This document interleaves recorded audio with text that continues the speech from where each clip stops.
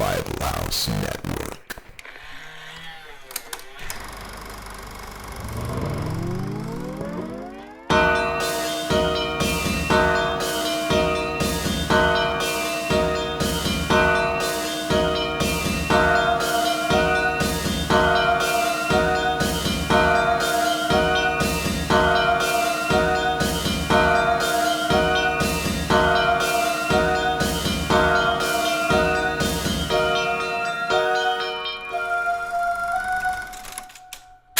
Howdy, folks. Cinema Enema's back. Fucking low energy right out of the gate. Wake up! I'm calm. Wake the f*** up! Let me introduce everybody before we start just shouting over each other. But so Cinema Enema's back. It's December. It's not really Christmas themed, but it is winter themed, which is close enough. This month it's Zach's choice. We got Zach, of course. He's going to go into what his choice is, I guess when we get to it. But we got Will Lowry on board with us. What's up, man? Yeah, William Lowry, a.k.a. the artist, formerly known as Will Matt's Excellent Podcast. Hell yeah. There you go. Formally? Yes. Oh, it's going to be Will and et cetera. Somebody else, right? Fill in the blank. No, now it's, I'm switching over to Gamer Guys Reviews because I'll be doing video game reviews now on the channel. Oh, there you go.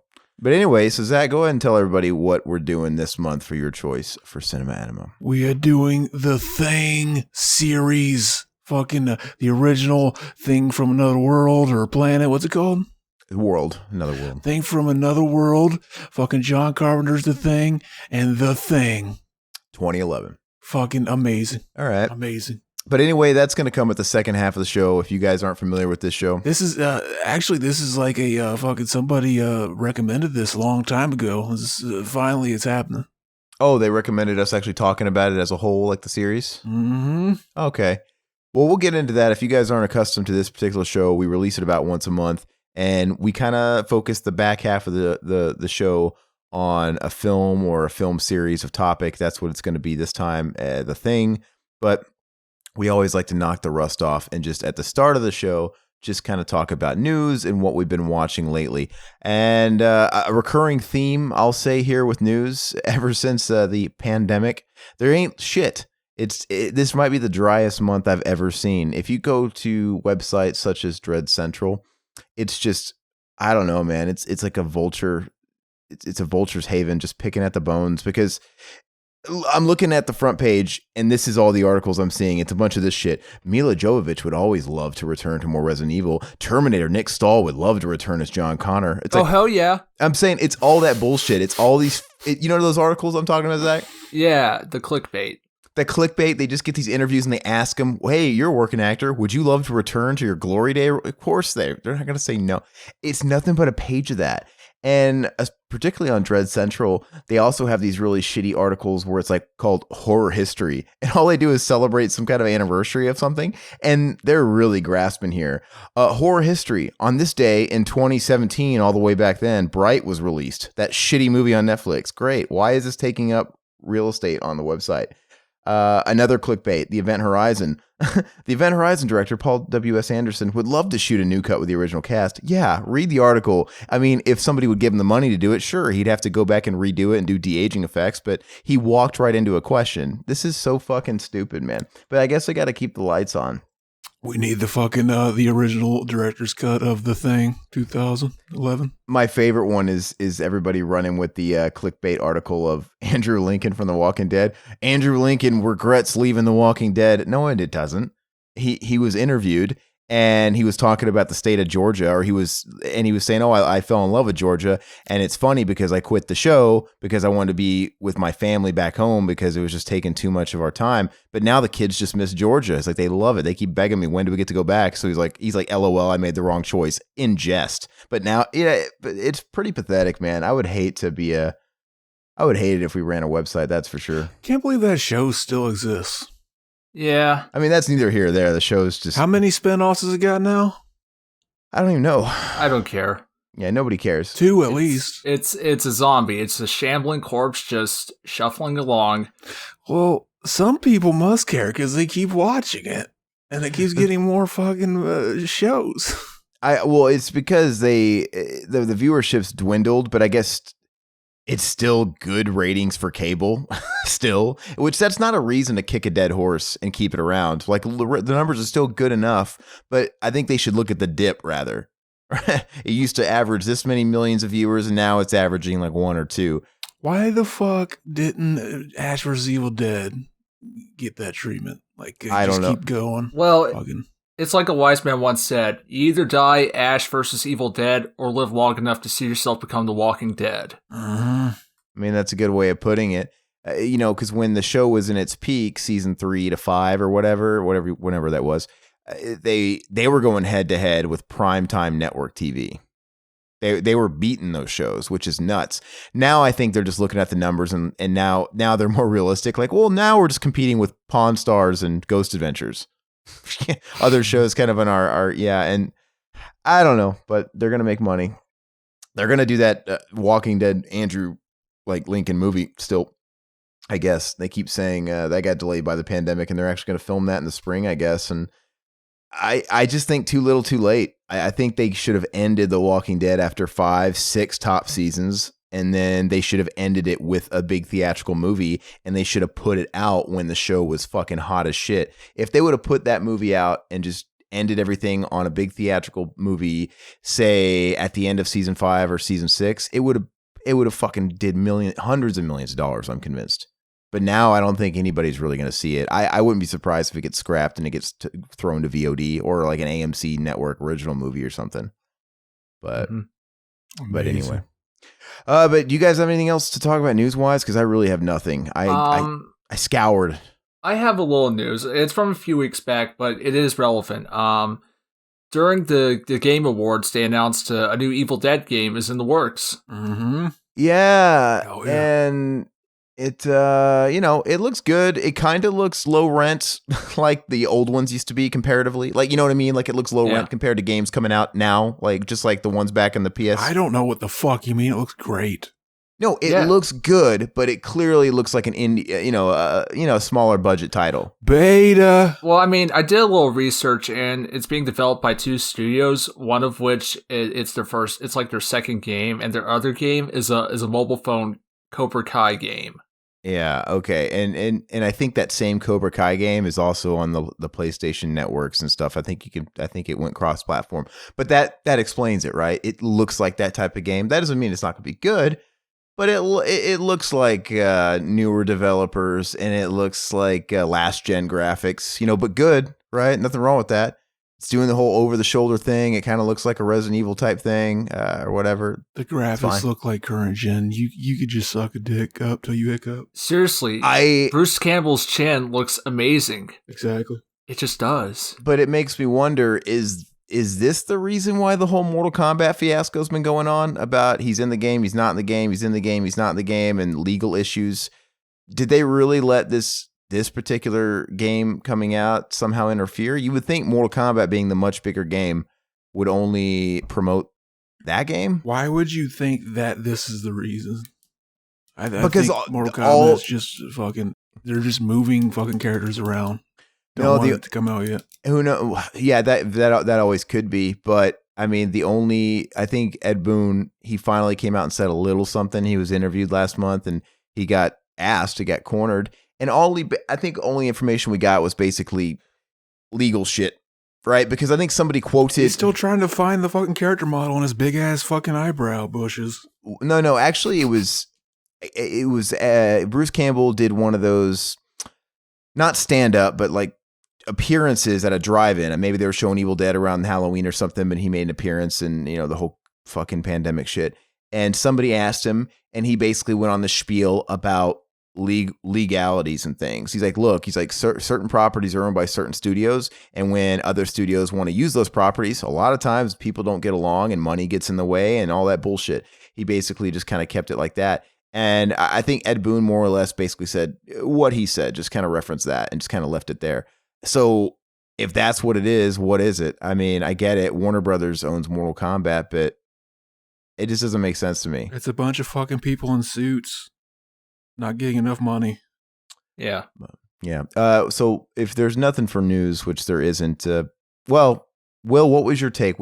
I know we talked about this a couple weeks ago on other shows, but since you're here, Will, what was your whole take on the whole HBO Warner Brothers 2021 slate all going to HBO Max for the first 30 days? That's fine. It's their call. I mean, who knows what's going to happen in movie theaters after things settle down. I imagine some of the bigger chains will probably die off. But I think, it's eventually, watching movies on streaming, the major releases on streaming will eventually become the norm, and this is kind of testing the waters.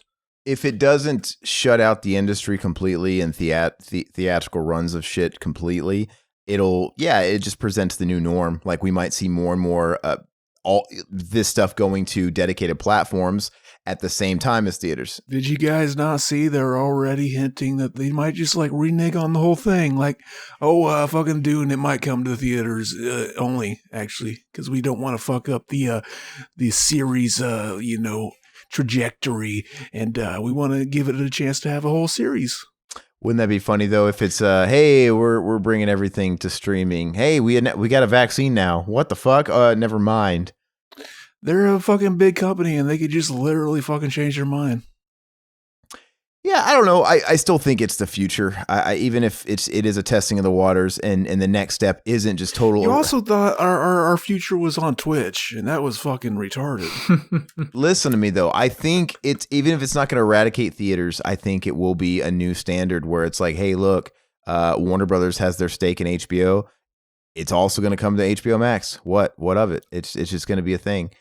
Disney's been doing it more and more. I mean, it just depends. They'll have to look at the books for this year after the whole pandemic thing, and Disney will have to look at, hey, how much money did we make on that Mulan live action? We went straight to Disney Plus. How much did we make on this? How much did we make on this? It'll be a thing where it's like, is it bankable to cut out the middlemen here? I think it's ultimately just going to come down to movies are going to get shittier because they're going to be less likely like fucking spend as much money. But they already are. Look at Netflix movies. Netflix movies are really big, and those things are getting shat out like every fucking 2 days. And they have talent behind them, but they always kind of have a very low rent Netflix feel. And look at Marvel. For fuck's sake, we brought this up with Goat when we recorded with him last on his show. But Marvel movies keep breaking their own records, yet the movies keep looking shittier and shittier and shittier and shittier. It's like, where is this money going to? Is it all going to marketing, or is it all just going to cramming 30 A-list talent into the fucking movies? Because they look worse and worse and worse progressively. I just think that the industry is dominated by these weird blockbusters, all these Marvel movies and these DC wannabe Marvel movies. And I think they've just found a formula, this cookie cutter formula. Like, hey, we don't have to spend. We can film everything in front of a green screen now. It doesn't matter because people are still gonna go see it. This one's gonna do $2 billion, and you know what? We'll literally never leave a backlot on this next one, and it's gonna do $3 billion. Watch. They know that, and I don't know. I wish people would vote with their wallets, but people won't. I mean, people will still keep going to see the stuff. I mean, I've had it with it. I'm pretty burnt out on all that shit too. I'm kind of burnt out on theaters, to be honest with you, because like, why are people upset that theaters might go away? Look at what do we have in theaters right now? Have the theaters impressed you in the last decade? They have, Well, they have things in the theaters right now when the thing's going on. No, I don't mean it that. I mean, like, why you guys are afraid, or people are afraid that the theatrical experience is going to go the way of the dodo in the future, in the way of with the streaming and all that shit. And I just don't see what the big fear is, because why are theaters so great anymore? I'm not too scared. I think they should just tear down the theaters and replace them with drive-ins. And that won't happen either. I mean, so keep waiting. That's not going to happen either. It'll be boutique like they always were. Yeah, there'll be a few drive-in theaters still around, just like they've always been around. But that's not going to be the new norm. It's not going to happen. You're fucking, dude. Everybody's going to be fucking leaving the house once it all ends. And it's probably going to go right back to normal. I don't think so. Man. I think... Because you're an idiot. I mean, people... It's the same reason why there's audio files, there's visual files, there's people that want the latest and greatest home theatrical setup, but there's more people that are okay watching movies on their phones. There's your Macs out there that are just going to be like, hey, it's streaming on Fire Stick, right? I'm just saying there is. They're not appealing to them because those guys aren't paying anything to see the movie anyway. But I think they're turning into the majority. I think it's the majority now. I really do. Or it's going to be. I don't. I think fucking more people don't know how to fucking download shit like that. But my question is why? What is so attractive about theater sticking around when they don't put out anything? It doesn't need to be attractive. It's just the fucking norm, and people like the norm. Yeah. Anyway, I can't think of a good movie I've seen in the theaters. I mean, there has to be something in the last 10 years, but I'm having a hard time pinpointing it because if you look at all the big slates, the last decade. It's because you become like those guys. Those guys are like, I want to see something new. I'm tired of these fucking remakes. And then something new comes out. They don't go fucking watch it. That's why. What? No, listen. You didn't go see fucking, what's it called? Fucking Midsummer and the guy's other movie. You fucking. How do you know I got it in my town? That was limited. Oh, don't be a cuck, Aaron. We all know. We all know. Look, well, first of all, I didn't like Midsummer, so I'm glad I didn't waste my money on it. But anyway, cuck, like I said, when you look at, I mentioned his other movie. When you look at the release schedule, it's just dominated by Disney. Every 6 weeks, they have the dominating blockbuster that nothing can compete with. And if anything else is competing with it, it's in and out of the theater in 2 days. Like you don't even really have a chance to see shit unless you go maybe if you want to go see something the opening weekend or whatever. I mean, it's just different. It's not the same how it used to be anyway. But I don't know. I'm over it. I think you just need to move on. I think people need to move on and move with the times, and it's going to morph. You're talking to me like I fucking go to the movies all the time. I'm just telling you how it's going to happen because people are fucking creatures of habit, and that's how it always works. And I disagree. I don't think it'll be like overnight. You can disagree all you want. You're just fucking wrong. It's going to signal a change. It's not. This is the start of something different. I mean, it's already been going on. We've already had the whole VOD shit, limited run theaters and also VOD. It's already been happening for some years now, and it's just the next step. But it's already been happening to very little success. Because are you fucking? I am of the thought that Bill and Ted. Once it comes out, they always just bootleg it. Bill and Ted 3, I think, did way better being streaming than it would have in theaters. You're saying that based on no evidence at all. I think the numbers they were think in one hand. Listen, buddy. I think with the numbers that they said they put up in revenue, there's no way they would have made that in theaters because nobody was going to go see Bill and Ted 3. It was going to be. So they paid more to see it, not in the theater. Yeah, because it came out right at the start of the pandemic, dude. Yeah, fucking people like leaving the house. I disagree, man. I disagree, but it looks like they're all just loving this fucking lockdown. They're just loving it, Aaron. They're not ready to leave. But that has nothing to do with movies. People can leave and go do other shit besides go to the movie theater. Why? Yeah, they can. Like go have a nice dinner and then go see a movie. Okay. Sounds like fun. We haven't done it in a long time. I don't know about you guys. I've actually seen a few movies in the past couple of months, and it's been way better than it ever has been because it's an empty theater. I have no desire to go back to a theater, a crammed, packed theater, because it's not fun. You just said that it's fun going to it. Empty. How do you know? Maybe if there was more people there, it would have been just as fun seeing the fucking turtles on the big screen. Because I've seen a million movies that were packed, and it's not that fun unless it's a comedy, unless it's a Jackass movie, which there is a new Jackass movie coming out. It's fucking weird. They're like 60, where it's people throwing shit at the screens and everybody's dying laughing. I guess it enhances that a little bit, but other than that, I don't know. I'd rather watch movies at home. Are they all wearing masks and doing stunts over the computer in a fucking big conference chat? I don't know, but I did read an article where on the first day of shooting was it Johnny Knoxville and Steve-O both got admitted to the hospital and shooting's delayed because they're 60 and their bones are brittle. I don't know. It's just really funny. When you look at pictures of them now, they all have like all fucking white hair and shit. Amazing. But anyway, done with the topic. Let's talk about what we've been watching. Will, you're the guest. Tell us what you've been enjoying. Tell us that day shit. Okay, well, I've been mixing up. A couple of these are rewatches. Some of them are ones that I've seen for the first time. The first one I have written down is Fight Club. I recently just saw it for the first time. What'd you think of that? Overrated. What? Beta. I like Fight Club. It's a good movie. Why do you think it's overrated, Aaron? I didn't say it wasn't okay or wasn't good even. I just think it was overrated. I mean, I saw it. Aaron's a total Tool. He's a total chud. See, the thing is, he fucking let all these these stupid, like, high school libertarians that really got into that movie, they were like, yeah, man, this movie's so fucking deep. The things you own start owning you, bro. I think the hype was part of it. That's one of those things where the hype killed. And I saw it late. I think I saw it about 10 years after it came out. So it had 10 years of that just, after it bombed, following hype that just built up. And yeah, that was probably part of it. Well, surely you must love the video game because it lets you play as Fred Durst. Oh. Never owned that shit, but I am familiar. You can have Fred Durst versus Meatloaf. Yes, you can. Fucking magic. Amazing. Who's the better fucking vocalist? We all know Fred. Meatloaf. Okay, it has to be Meatloaf now versus Fred Durst. Then maybe Fred Durst. Sadly, Meatloaf sounds like fucking ass now. But they're amazing. They should do a fucking band together. Well, anyhow, we're getting really off topic here. Go ahead though. To like fucking Fight Club. It's dog. Fucking Chuck Palahniuk. The first viewing it was sort of like it was a casual viewing, but then I rewatched it, to be critical about it, and yeah, I like it. It's good. That's what all I can say about Fight Club. It's good, and Meatloaf has amazing bitch tits. Amazing. See, I remember I watched that movie.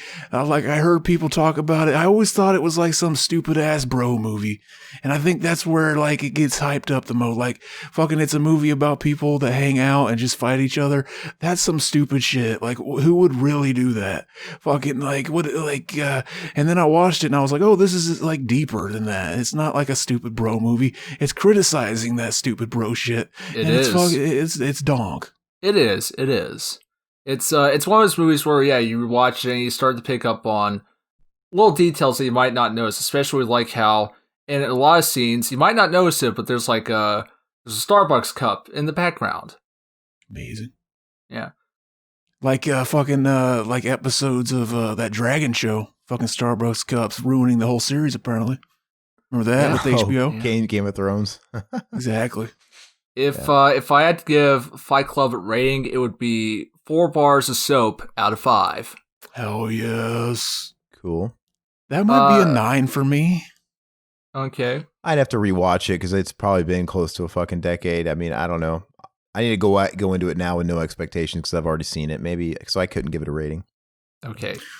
Well, since it's the holidays, I had to watch a holiday movie I hadn't seen before, so I settled upon Ernest Saves Christmas, which was okay.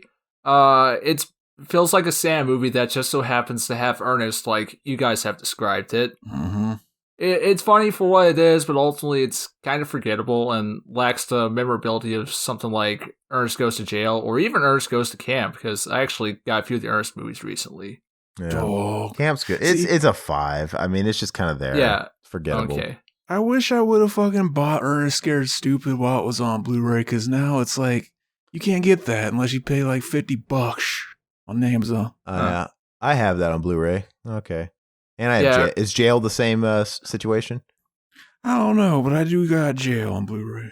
Yeah, I got a double feature Blu-ray with Camp and Jail for about $7. So. Dog. Cool. But yeah, Ernest Saves Christmas for me, it's about a 5 out of 10. Mm-hmm. Okay. Any other highlights you've seen? I actually watched it today. The Virgin Suicides. Oh, I never seen that. Sofia Coppola. Haven't you seen it before, Zach? What, if I recall correctly? Yes, I liked it. Yeah, I liked it too. Although the moral of that movie is James Woods is a shitty father. Exactly. Fucking James Woods, was that like his last fucking movie? Like no, he did some other stuff because he was still acting in the 2000s. I remember they got him in the fucking remake of Straw Dogs to basically just play himself, a religious fucking crazy person. Yeah, it's pretty dog. It wasn't dog. I couldn't finish that movie. Yeah, the original's great though. But yeah, I enjoyed the Virgin Suicides, and in spite of all of its teen angst, which. Not the biggest fan of angst, but I did like the movie's approach to the subject matter. Mm-hmm. It's about 8 out of 10 for me. Mm-hmm. I should eventually watch it. I mean, Lost in Translation is probably one of my favorite movies. So, you're a basic bitch.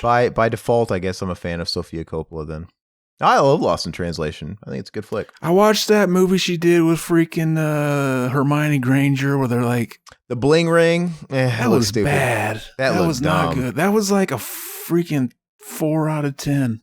Yeah. Like that seemed like just director for hire shit. I'm pretty sure Lost in Translation is the only Sofia Coppola movie I've seen, so I wouldn't put it past that she's a one-trick pony, but I don't know. I haven't seen anything else. She did The Virgin Suicide. Oh, I didn't see it yet, so I can't vouch for that. Beta.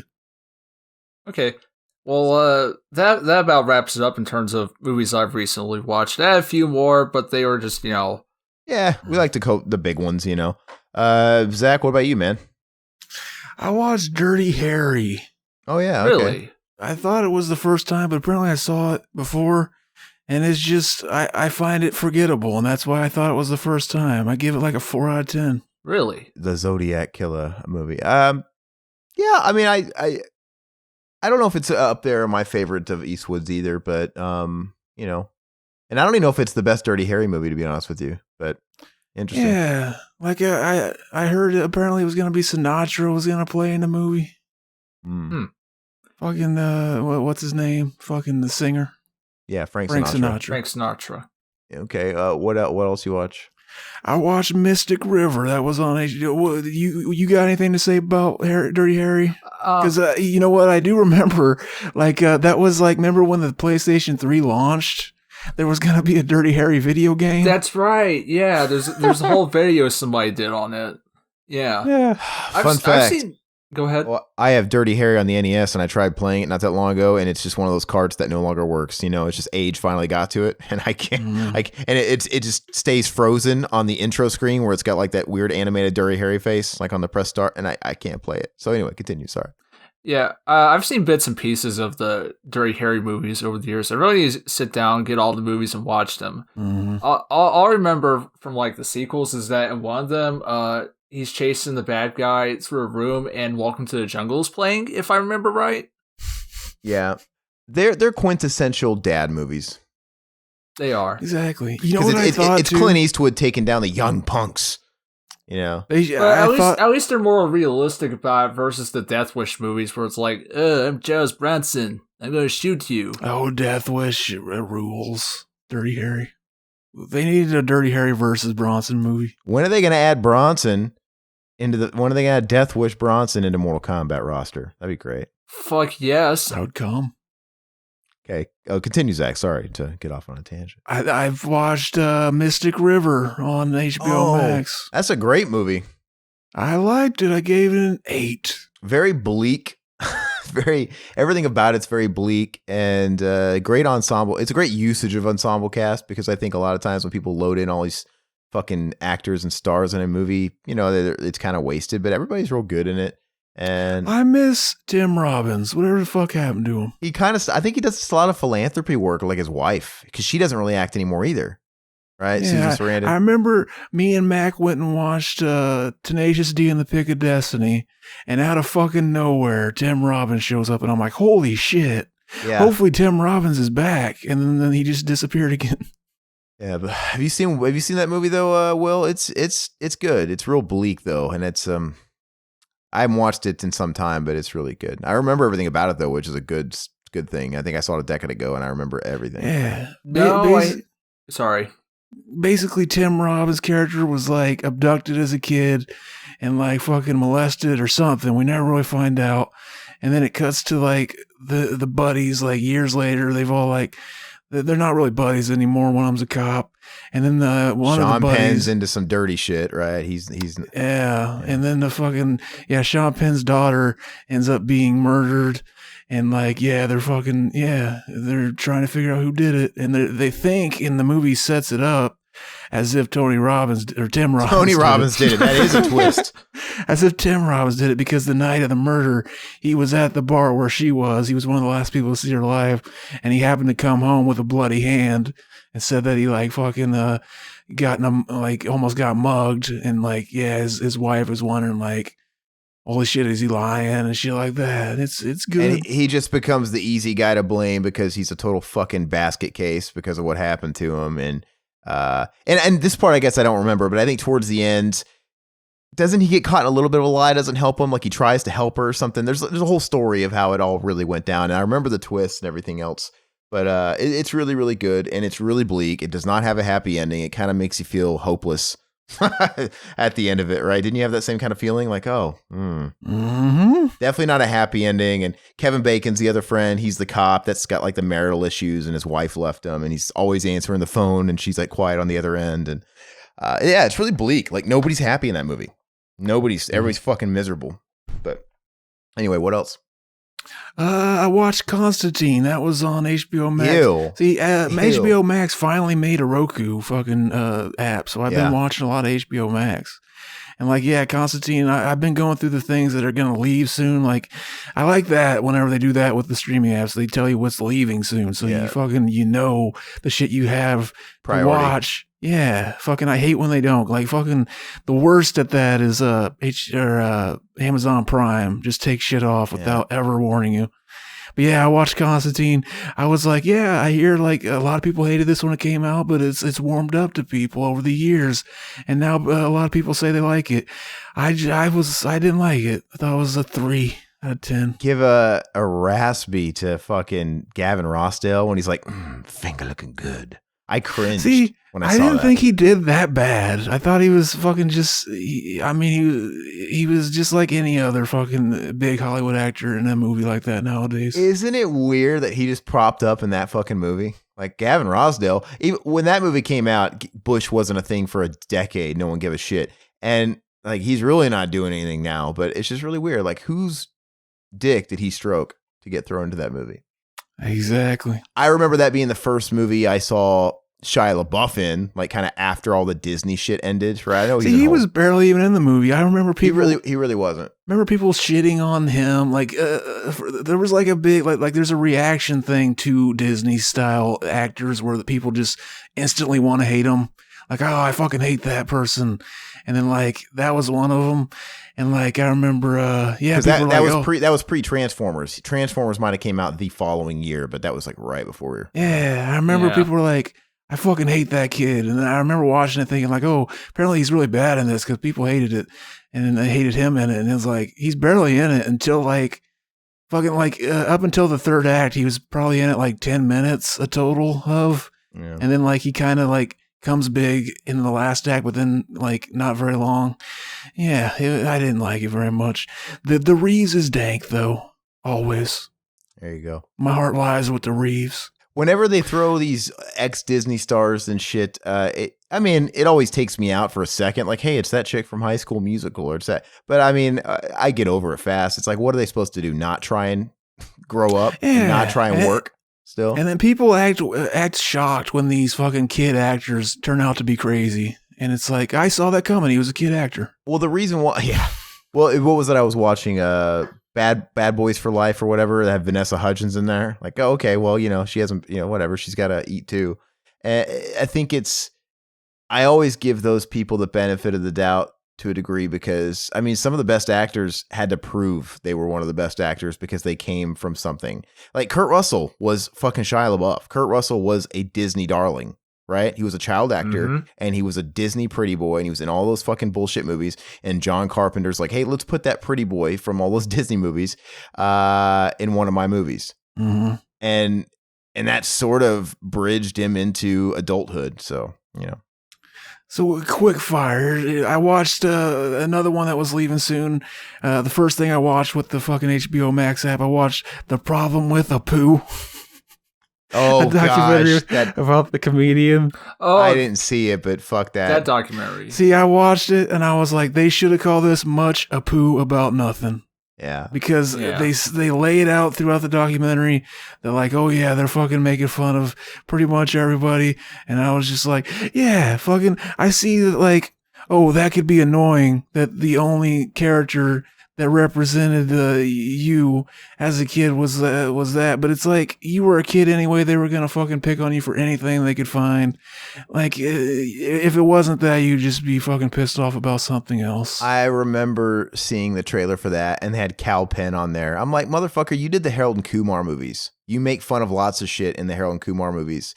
Like, why? Yeah, Why is that out. Why do you hate? Oh, he points out the fact that he's from Harold and Kumar. He points out that the first movie he did was that fucking Rise of Taj, the Van Wilder. Van Wilder, and his name in that was like basically a play on words that was like mocking his ethnicity, and like fucking. And you had to talk like this, yeah. When he got a call from his manager, he immediately hung up, and they were like, "Oh no, this is the only thing you're gonna." Like he basically they lay it out that like that was like the only kind of thing you could get in Hollywood is that kind of rollback whenever he first started and shit. And I can understand how that's bullshit, but I think there's a line there. I mean, I don't know, man. It's just I don't know if that shit's the Simpsons' fault. Yeah. But I watched For a Few Dollars More, the second in the Man with No Name trilogy. there you go. I liked it. Yeah. Fucking another dad movie. Well, that's gonna be a future cinema enema. The Man with No Name, that whole series. That's gonna be a good one. So Yeah, I watched The Craft Legacy. ew. Fucking turd. Fucking 4 out of 10. Waste The best part of the movie. of David Duchovny. Best part of the movie was the opening scene where they're singing that fucking Alanis Morissette song.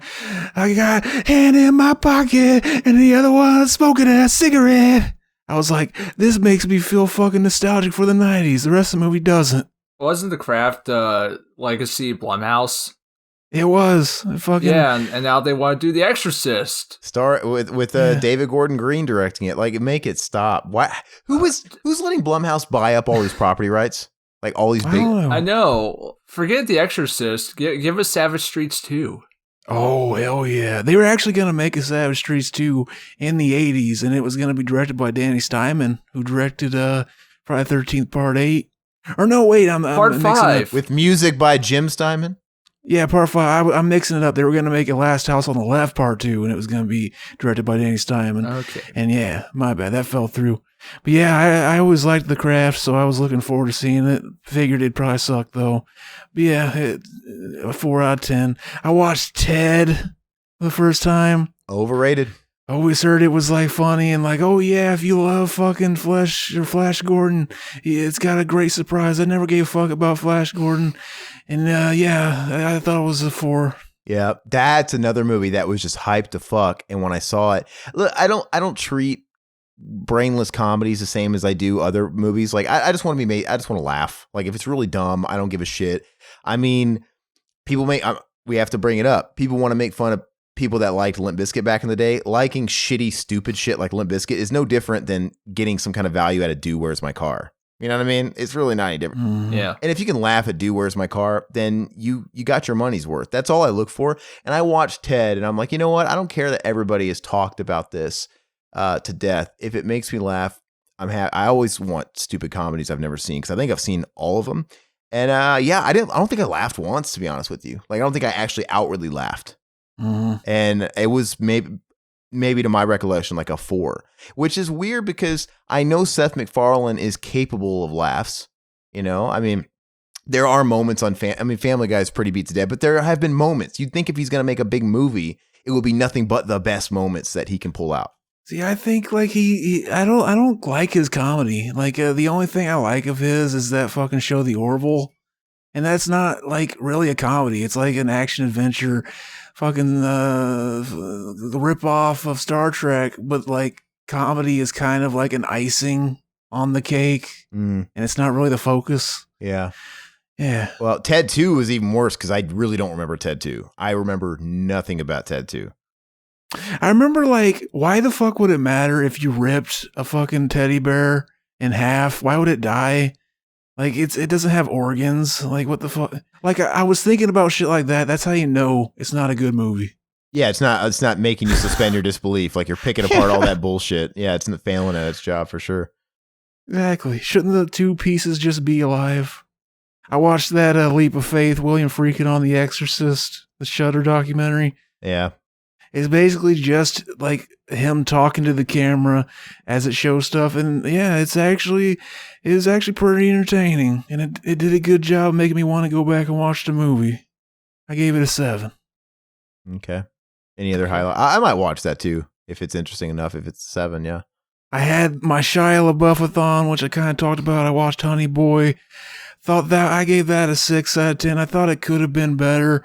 Like, one thing, like the kid playing the young Shia, like basically him as a kid, he was good.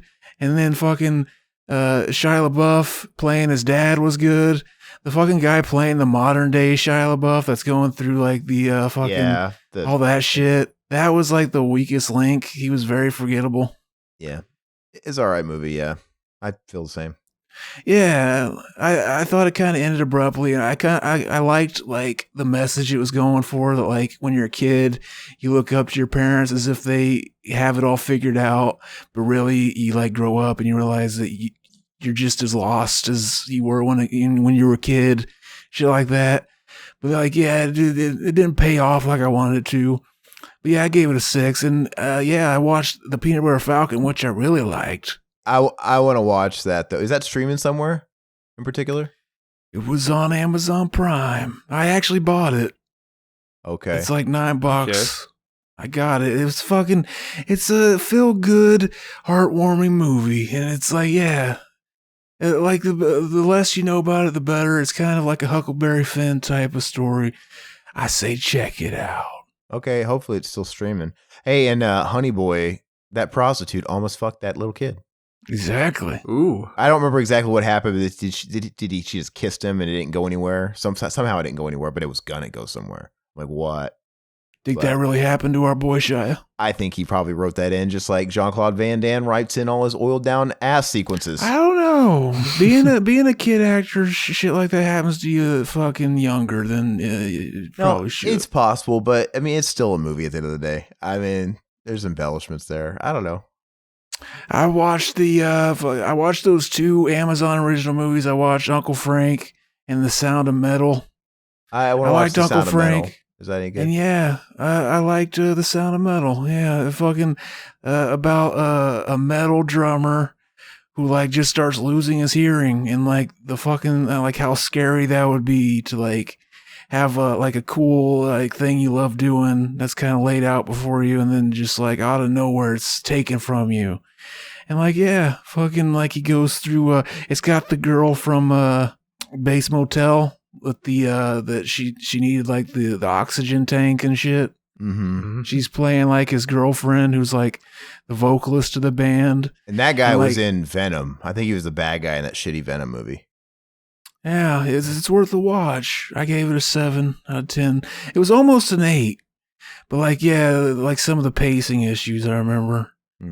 But like, yeah, and I think that's all I got. All right. Well, I some of these I'm getting deja vu with, but I just know I kind of talked with them about them off the air and maybe briefly on other shows. But I'm gonna, I'll kind of skim some stuff. I watched. These are dating back to November 25th, so I think this date's about right. By the way, we're recording this. It's Christmas night. Isn't that weird? Hell yeah! We should have said that at the top of the hour. So that's the Christmas theme for you. I watched Fury finally because I had bought a whole bunch of 4Ks and shit for during the sales and stuff, and that was one of them. And I really liked Fury. I thought it was a very interesting take. What's that about?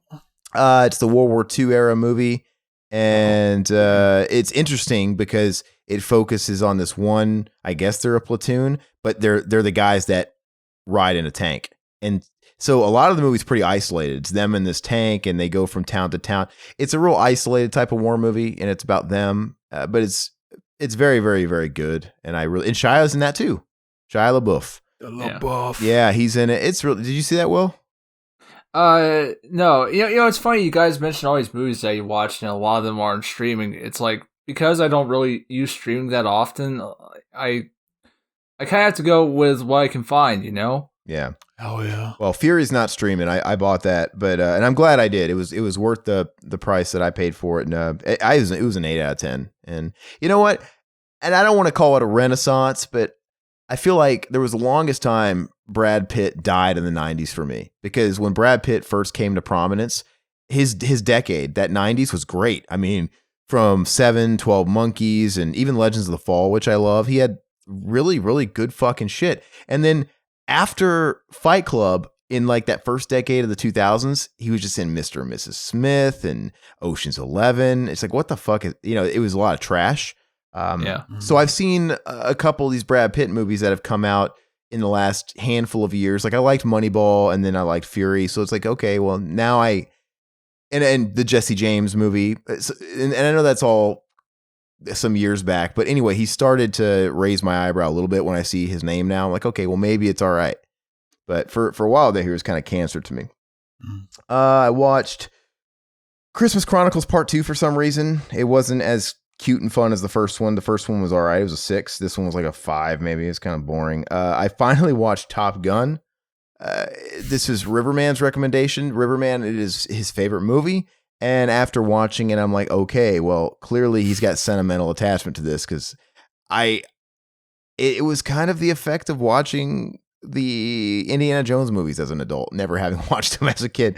I watched it, and the good shit about this movie has nothing to do with any of the substance. Like the script is so fucking shallow.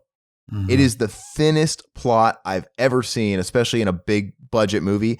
But where it shines is, the cinematography, all the aerial shit. The sound is really good. And it's essentially a product of the MTV era. It's a feature length music video. It was selling the soundtrack, right? It is. And so visually it was very appealing and shit. But the movie, dude, there was nothing there. And I swear, me and the lady were laughing every time because it's so rushed. Like, what is there is just going by. I get it. Tom Cruise has daddy issues. He's Mr. Angst. Boo-hoo. Great. Goose dies. Are we supposed to care that he dies? Well, we saw them have one little powwow in the locker room talking about you're my only family, and that's supposed to solidify, and that's supposed to make us have the feels when he dies. And it's so funny because he dies, and literally the next scene, he's looking at himself in the shower, and Tom Skerritt comes in. Goose is dead. I know. And it's like, okay, it's so fucking weird. I watched it just like maybe a month or two ago, and I don't remember anything about it except for like, didn't the goose have a hot wife? Goose. That's all I remember. Goose. She's somebody famous. I can't quite remember who it is. It's Meg Ryan. Meg Ryan. And then every time, like everything was rushed. Like when he met the love interest, right? And he was instantly in love. And we were laughing because every time they crossed paths in that first 40 minutes, they started playing Take My Breath Away. Dun, dun, dun, dun, dun. Yeah. And they just like locked eyes, and there was no verbiage. It was like, what the fuck is going? It almost seemed like a parody of itself. It's basically like somebody telling you that their favorite movie is Armageddon. It's like the Armageddon of the 90s. Well, and it's funny because, and I told Todd, I'm like, dude, I guess I just had to have been there. And he said, well, he's seen it more than any other movie in his lifetime. And he said, yeah, it's nostalgic. He watched that with his dad and his brother ever since they were little kids all the time. So they had a bonding thing over it. And I get it. He's like, it's the ultimate bro movie. I'm like, dude, it's the ultimate homoerotic bro movie. Let's play some volleyball after this episode, dude. I mean, now I get the meme of it, right? The volleyball shit, like it's so funny. And even in that scene too, they play "Take My Breath Away" and "Highway to Danger Zone" all the time in that movie, and they're doing the slow down volleyball scene, and it's playing Danger Zone in the back. Why are they playing Danger Zone while they're playing volleyball? Is this the intensity? Because it's dangerous. Yeah, they're in danger of getting hard by looking at each other or something. I don't know. But Aaron, what? You can be my wingman. Yeah, it's so fucking stupid. But I have to. Kelly McGillis, that's her name. And I don't think Kelly McGillis was attractive, by the way. But yeah, Meg Ryan looked better. But my last point of it was, I do acknowledge that. It was a product of the MTV era, blah, blah, blah. It was a lot like Rocky IV, by the way, because Rocky IV is very similar. I'm just biased to that movie, but I acknowledge Rocky IV is the same, where Rocky IV is great. Rocky IV is like an hour and 28 minutes long and pure retardation. No, it's like an hour. Dude, it's like 88 minutes long. And I swear to you, 90% of it is montages selling a soundtrack. It's an MTV video. Exactly. And if you strip away all that bullshit, that script was probably 10 pages long. You know what I mean? There was a lot of pages that said insert montage here with, MTV song. But Aaron, aren't you excited about the director's cut that's going to remove the robot? No, I think that's bullshit, by the way. That's part 3, ain't it? No, that's 4. That's part 4. So they're releasing a 4K restoration of that, going all out on it, which I don't understand why that's getting the treatment before the first Rocky or whatever. Or they're going out of... I get it. It was the one that did the most money. It was peak Rocky fandom. But why would you yeah, you're changing the robot because it's stupid and hokey. That's some George Lucas shit. This afterthought bullshit. That's like one of the least stupid things in the movie. Yeah, but that's some George Lucas afterthought bullshit. Like, no, don't. That's some James Cameron afterthought bullshit. Well, we wanted to remove his penis, so it's fair to remove it now. They're doing the same thing with Godfather 3. We're gonna put a penis on the robot. We always wanted to have a penis. Just and it's funny because when Paulie was like married to the thing and it was, pampering him and bringing him his drinks and calling him honey, he had changed it to a female. So he was quite a pioneer. He was dating a trans robot because it was a man first, right? Oh yeah. See, for Creed 3, they just need to bring back the robot. We find out it's been a widow ever since Paulie died. Mm-hmm. I do think that would be fucking a hilarious Easter egg if Creed 3 did come out and it was serious in tone and they were just like cleaning out Rocky's like attic or whatever and we just saw it in the background. What if it's all about the robot and the existential crisis of living forever when your love dies? Yeah. Fucking that'd be amazing. But anyway, I think it's really dumb to change stuff. Like, it's a time capsule. Movies are time capsules. Like, embrace it. The movie is a huge fucking hit and people still watch and love and quote fucking Rocky 4 is a giant meme today. Why would you change it? Because I'd be fine letting them keep that and the fucking Snyder fucking whatever the fuck he's doing, and we get the Thing fucking Mary Elizabeth Winstead version. Oh yeah, that would be cool too. CGI. We'll get there. But what I think is funny is that's where he draws the line. Yeah, the robot was too stupid. Like, so the rest of the movie isn't 80s cheese. Like the whole movie is 80s fucking cheese. The hulked out Russian super soldier wasn't cheesy. I love it. If I can change, anyone can change. The big fucking message at the end of it. It's like, what? Was Rocky ever like some bigot at all in this movie? Like, he was totally fine. He couldn't read before. He was a fucking big hulking idiot that couldn't read and all this shit. Yeah, anyway, so Top Gun, I'm just biased to Rocky, but Top Gun, though, I acknowledge it was the equivalent to a Marvel blockbuster in the 80s. This was a Marvel movie in the 80s. It was all show, no substance, just all fireworks and shit like that. So whatever, man, I can see how it was a blockbuster in that sense. It probably sounded really fucking cool in a theater at the time and the big screen because it was made for that. So yeah, anyway, I gave it, I think I was being generous and giving it a 5 out of 10. But the only reason I didn't give it less is because the cinematography was really fucking cool and the sound is cool. Like, I don't want to fucking dog too many people that made the movie if they did a good job, right? Like, those guys deserve somewhat of a pat on the back, right? They did such a good job that I forgot about it and only remembered Meg Ryan a couple months later. I'm just saying, I'm giving all the props to the people that did the technical shit. Like, but the writer should be kicked in the nuts. The fucking sound guy should be given a medal because as long as he's doing his job, you don't even notice it. There you go. Top Gun is all right, but it's no Hot Shots. Hell yes. It's no Loaded Weapon 1. I was always partial to Loaded Weapon 1. Yeah. Fucking stupid movie. I love it. All right. Let me see. I mean, I've talked about this ad nauseum. I'm not going to talk about it a lot, but I did watch Ghost in the Shell, and I really love that. That was an 8 out of 10 for me. I talked about this too. Batman versus Teenage Mutant Ninja Turtles, that Batman animated thing, part of that Warner Brothers animated movie line that they do on video. That was an 8 out of 10. I fucking love that. So much fun. Fucking child. I've seen this before. I saw it, and I've talked about this with Zach, and I'm not going to, just going to gloss over it. Saw it back when it came out to Cinemax, when it was brand new, when it first left theaters. Had to rewatch it because it's been like 20 years. Boogie Nights.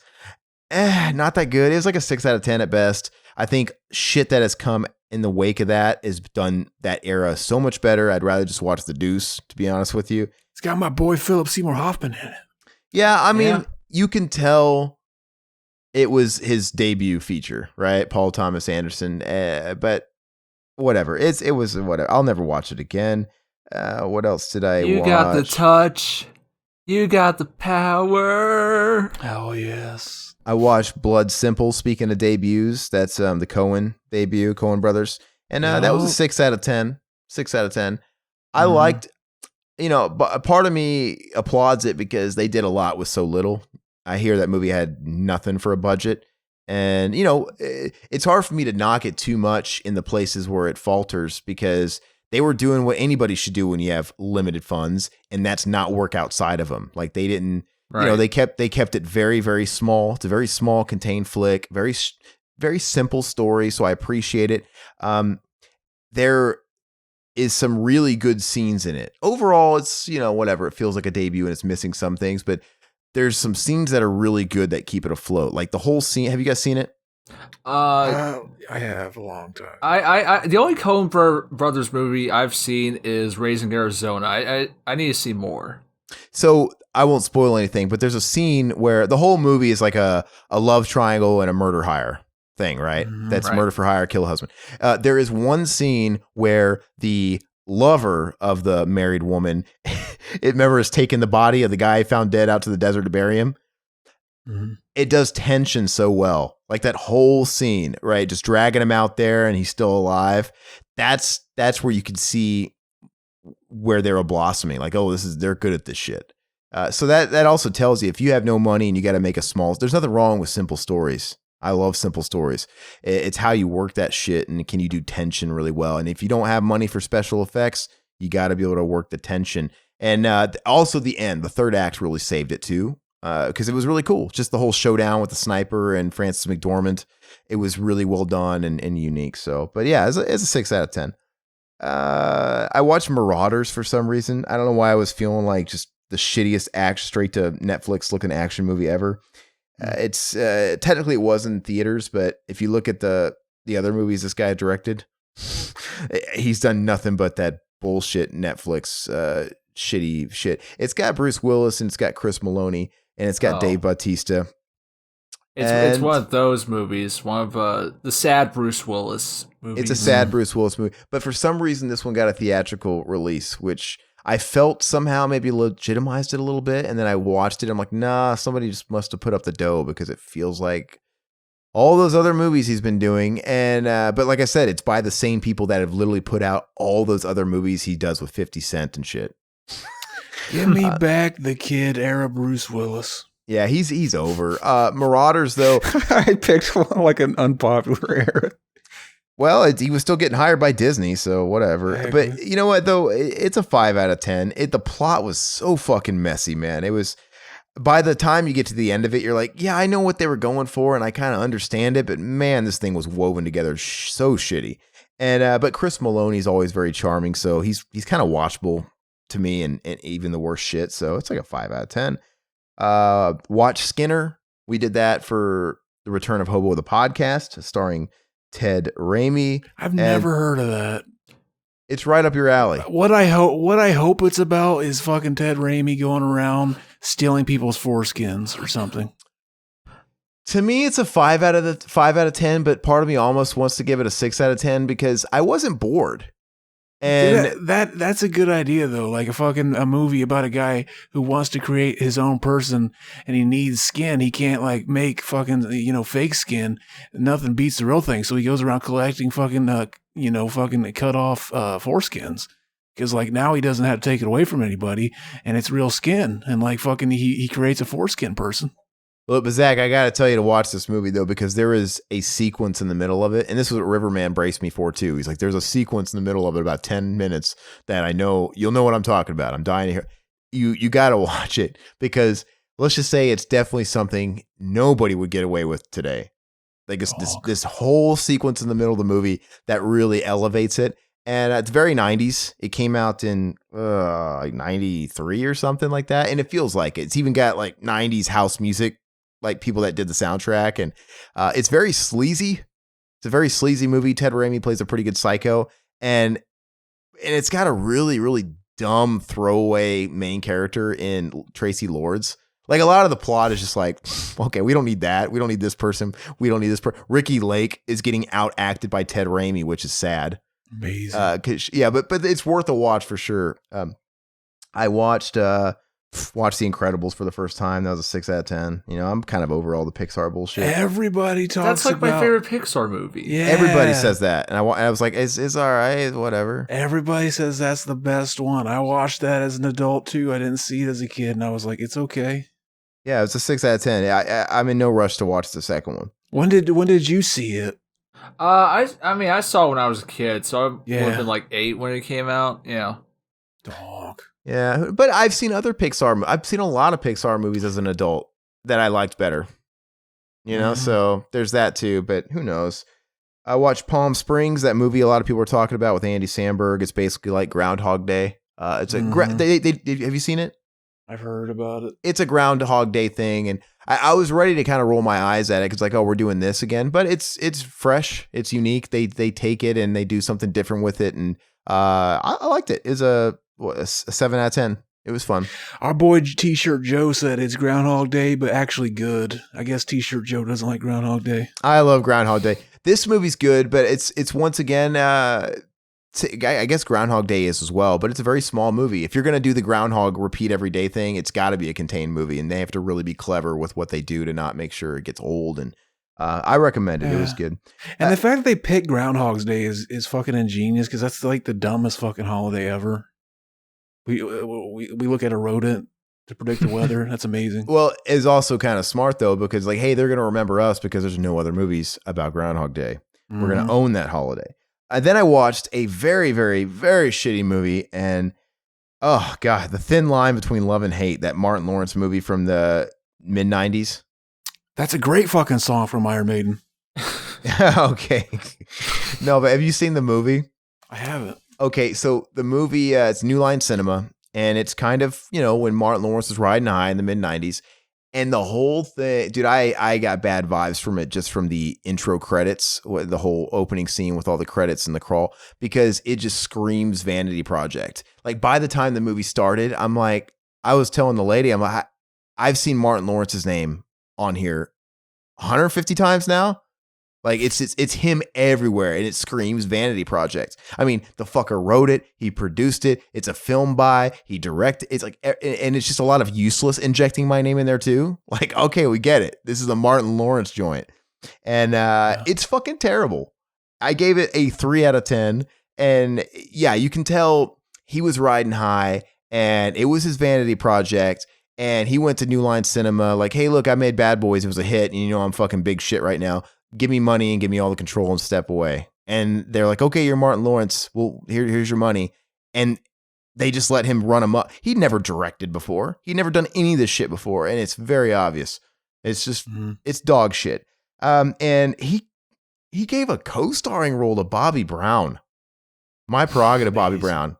It's fucking, it's so weird, man. But yeah, it's a shit fest. And it's got the most, I read a review on it that called this out after I left my review, and it made me laugh so hard. But the movie straight up actually starts off with him bloody in a dangerous situation, and then it does that whole record scratch. I bet you're wondering how I got in this. And then that's the first thing I did, like when I saw the movie, and then that was the first review I wrote. Like they straight up started it up with that record scratch, and I bet you're wondering how I got in this. They fucking did that, and. And then, of course, it ends and it comes back around, and the movie has the worst, abrupt, fucking shitty ending I've ever seen. I can't speak lower of it. Maybe calling it A Thin Line Between Love and Hate was trying to clue you in. Like, this movie is the thin line. I used to see it for rent all the time at the grocery stores I'd go to and rent stuff from. And I'm like, you know, and I like Nothing to Lose, and I like some Martin Lawrence stuff. And I'm like, oh yeah, it's just, I never saw this one. And I always see that cover and I wanted to watch it. And I was like, I'm glad we never rented it. That's for sure. I finally and I'm wrapping it up here. I finally watched Basic Instinct. I'd never seen that. And it's not top tier Verhoeven, but I like it enough. You know, it's a little dated. Like I think, but it's a 7 out of 10 on a good day. See, I watched it. I thought it was fucking just like really shitty, fucking like erotic thriller type drivel. Like I didn't like it at all. It rides that line, right? It kind of is. It's and it's kind of smutty. Like there's a lot of sex in it that probably doesn't help anything. I'd like it. Yeah, I don't know. Like I think it's one of those things where it's a 6 or a 7, and on this particular day it was a 7. But you know, it's funny. Sharon Stone, her whole career pretty much existed in the 90s. You know, she wasn't a thing anymore, but she was a marquee. After Basic Instinct, she was a marquee star. She was doing movies like that whole decade, and then she has fucking dropped off.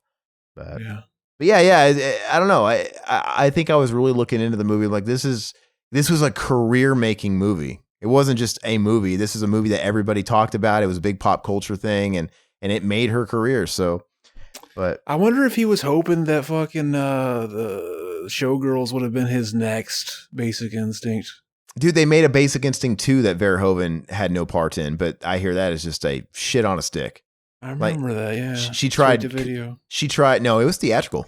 Oh yeah. I remember because Sharon Stone, I think it came out in like 2005 or something like that. And Sharon Stone's career just fucking took a shit in 2000. Like she was not anything after the 90s ended. And I remember like 5 or 6 years into that, she tried doing that whole, okay, I'm going to come back with Basic Instinct and see if that revives me. And it just, it was dog shit. I would Sharon her Stone. Yeah. Well, she did have a small role in The Disaster Artist. Remember she played the agent? She did. She was in Mother. Fucking that movie too. Oh, with the Aronofsky movie? Or was that Mama? Oh, she was in Mother? I think it was her. Huh, I'd have to look. And I think this is the last thing. Well, the last thing's technically the thing from Another World because I saved that for today. I watched it. But no, last night I took part in the Joe Bob marathon and I watched Dial Code Santa Claus for the first time. And that was a pleasant surprise. I did not expect to like that as much as I did. It was a 7 out of 10. I watched that last year, yeah. It was a lot of fun, man. And everything about, like, it's weird. It was the music and all the other and the way it looked, everything was kind of hokey, but it worked so well. Like, I liked the way it looked. I genuinely was put in the Christmas spirit by watching it. It gave me the Christmas vibe. It was made a year before Home Alone. Home Alone. And that was, if you watch the Joe Bob, they talk about all that stuff a lot, the lawsuits and the comparisons to Home Alone. And I don't think there was any bad form on Home Alone. They're different. I mean, whatever. Because a movie like Dial Code Santa Claus in itself is just sort of taking inspiration from First Blood. I mean, the kids even like Rambo at the beginning, right? He's kind of got that montage, the training thing. And, so it's like they just took a simple idea of traps. I mean, Home Alone, this is a fucking crazy guy who's obviously, it turns out, he's just trying to play a game. But, to us at the beginning, he's like just murderous. Home Alone, it's too, they want to rob the house. They don't want to hurt the kid. They just want to rob the house. And it's just a totally different thing. But it was really good. I liked it. And that brings us to where we're at now. So. I have been sitting here dancing in my seat. I have to pee. Yeah. So this is a point in the show, Will, where we take a quick break and we go to a commercial and then we come back and talk about the meat of the topic. So we'll be right back, folks. Hi, this is John Carpenter and welcome to the 70mm screening of my movie, The Thing. The original film, The Thing from Another World, was made in 1951.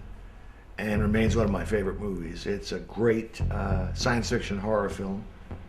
It was at least co-directed by Howard Hawks, one of my favorite directors. And it's got some of the greatest scare moments, early scare moments in science fiction movies of the 50s. And I was offered The Thing, to remake The Thing at Universal in 1981. And I thought long and hard about it because I didn't want to compete with the old film, which was greatly loved by myself and many fans. So I went back to the novella upon which both films are based, Who Goes There by Donald Stewart, otherwise known as John Campbell. And it's a vastly different story. So I thought, if we just ignore the first movie and ignore sort of the science fiction tropes of the time and it's the dated nature of it, and go for a more literal reading of the novella, I thought we'd be in better shape. In terms of scripting the film, I hired a young writer named Bill Lancaster. He had done The Bad News Bear several years earlier. I was very impressed with him. And he had a great take on the material, and he came up with some ideas for some great sequences, but as originally written, the monster was not delineated in the movie. There's this cliche about it's always better never to show the face of the devil, never show the monster, always suggest it. And I was struggling with that until I came on Rob Bottin, who did the special effects. And he suggested the kind of secret of the movie, which was the thing can look like anything. It doesn't have to look like one creature. It could look like every life form it's imitated throughout the universe because it's been on its travels for a long, long time.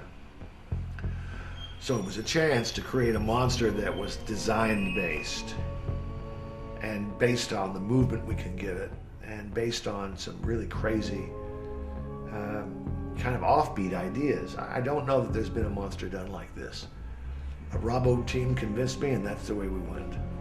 Over the years, people have asked me about The Thing because on its release, it was not particularly successful with audiences or fans. But years later, because of home video and so forth, it got to be known a little bit better.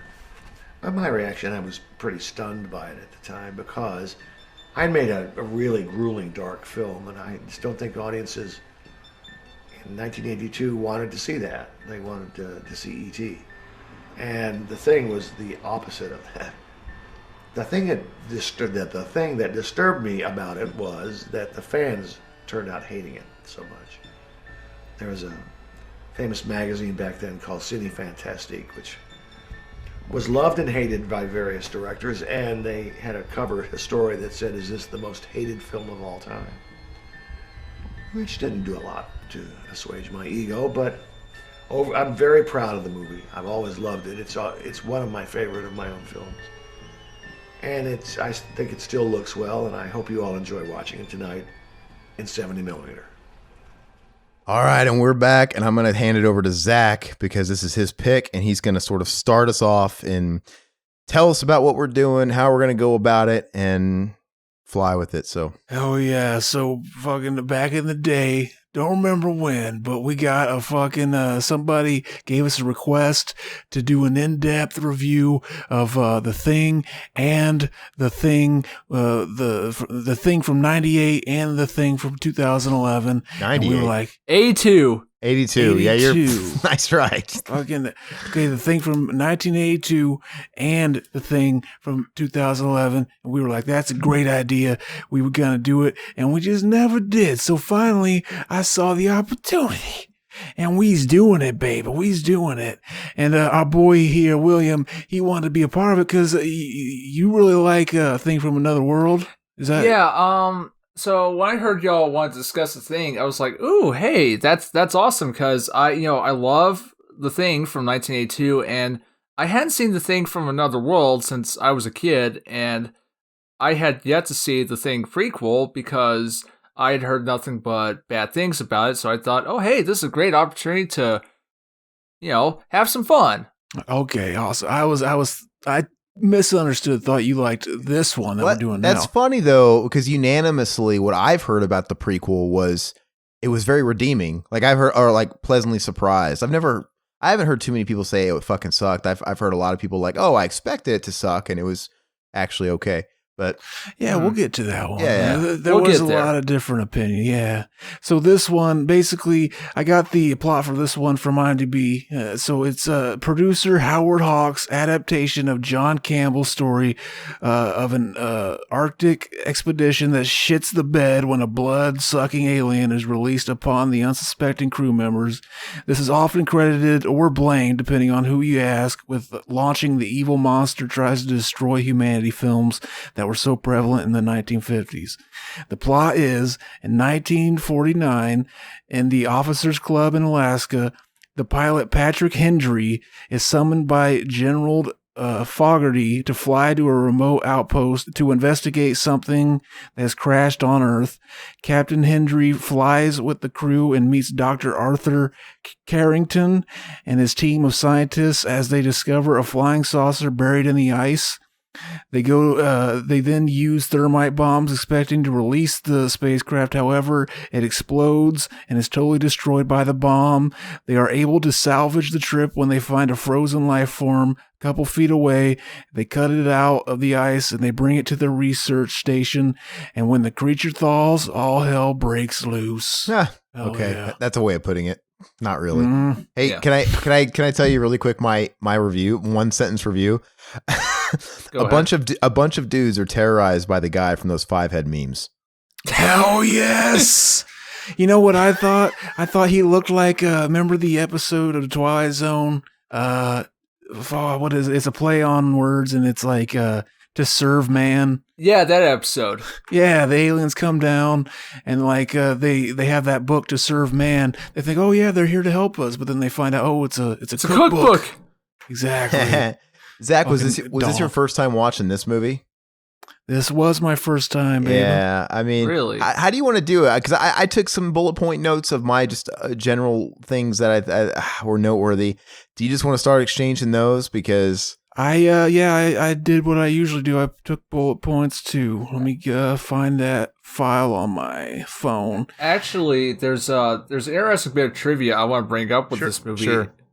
And it's that, much like with Poltergeist, how there's debate over who really directed that, there's been a little bit of debate over who actually directed The Thing from Another World, because even though it's directed by Christian Nyby, the producer was Howard Hawks. Mm-hmm. And a lot of people assume that because of the way the movie's shot and how the dialogue is presented, that it was actually Howard Hawks who directed it, and Nyby was just a guy who was there.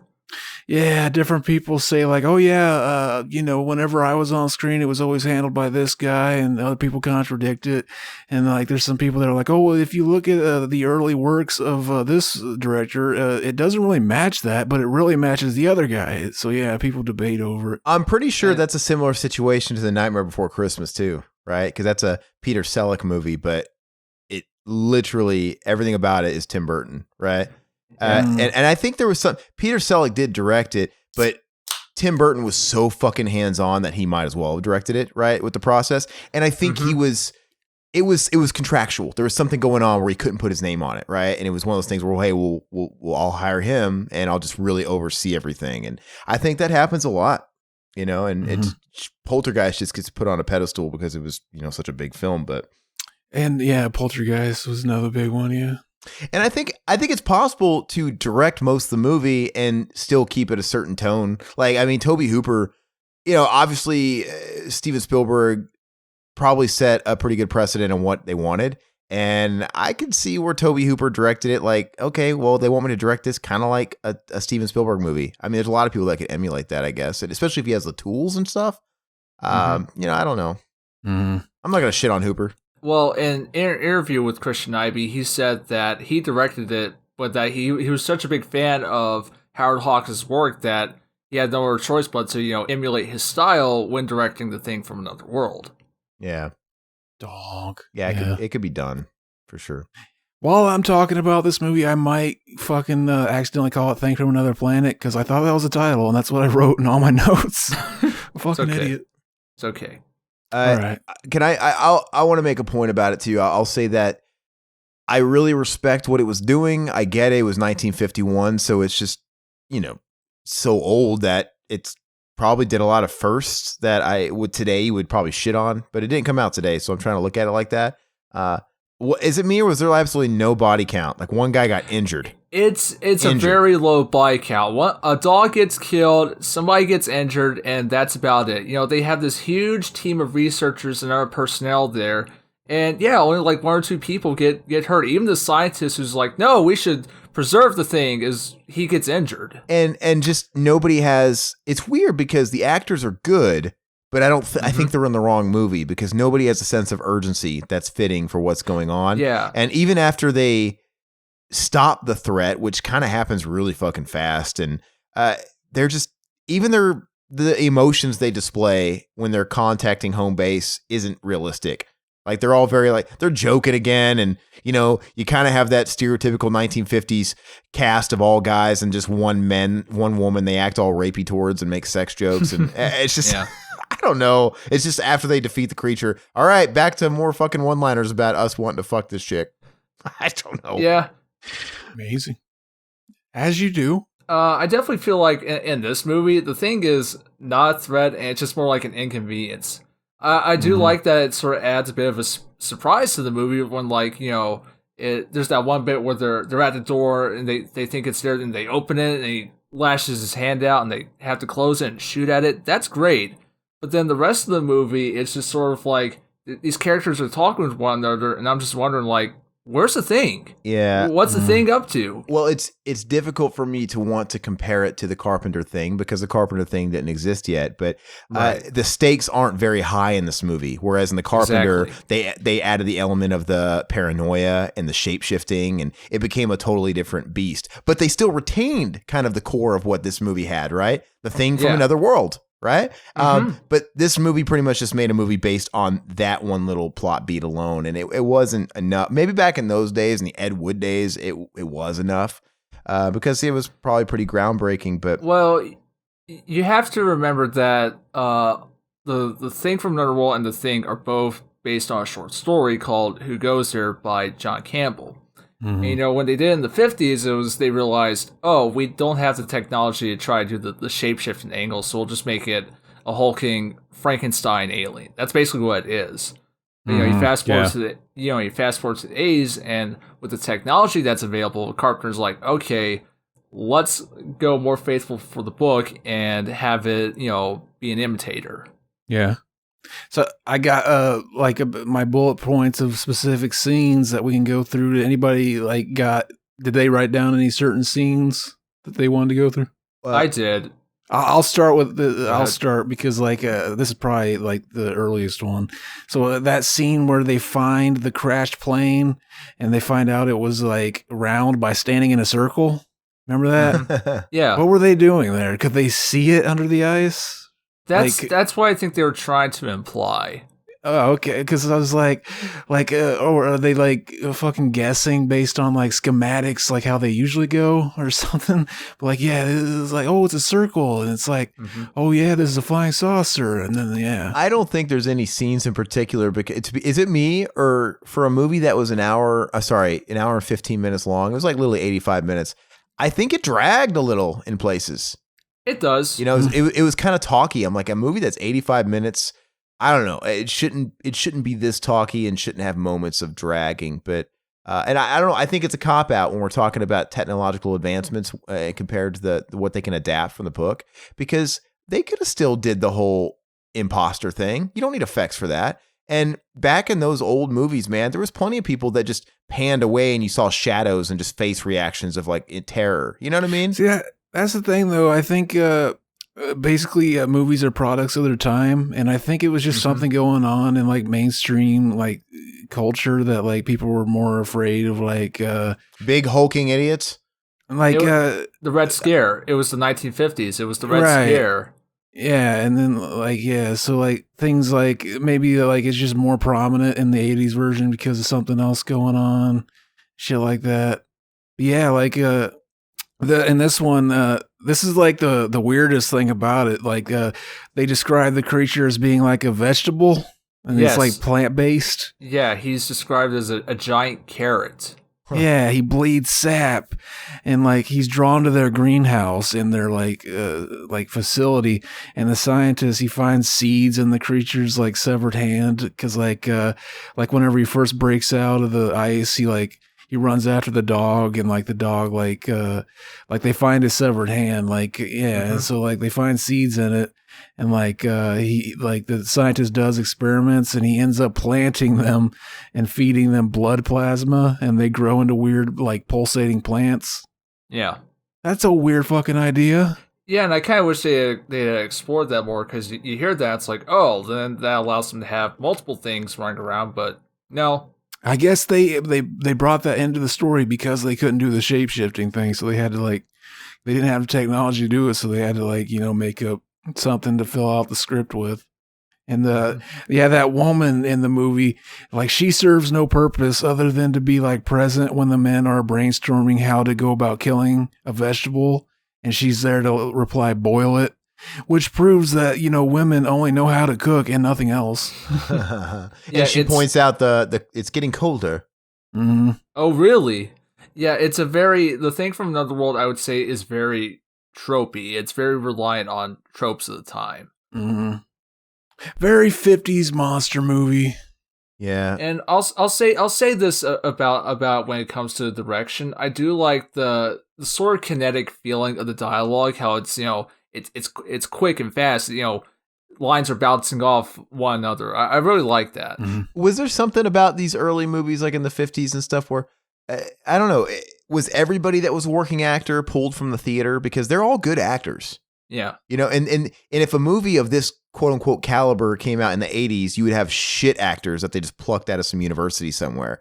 I mean, doesn't it feel like there was a lot more shitty acted movies in the 70s and 80s than there were in the 50s? Like, even in good movies, there was good actors in these like really shitty B movies. Yeah, like early, like it was mostly Hollywood making movies. In like the 70s, there was a big explosion of like, just anybody can like get money together and like there was a lot more indie stuff coming out and everything. Because these actors, they were working like they were fucking in a Clark Gable fronted movie or something, right? They were taking it very seriously. It's like, okay. Exactly. It's the only thing they weren't taking seriously was the threat at hand. They were just very like, whatever. Oh yeah. You got a scene you got written down, Will? Well, I mean, the big one for me was, the when they're describing what the thing is like. I think another scene that sticks out to me, because it's very much, Howard Hawks, he was known for stuff like His Girl Friday and things like that. And it very much feels like one of those movies, but, it has a monster.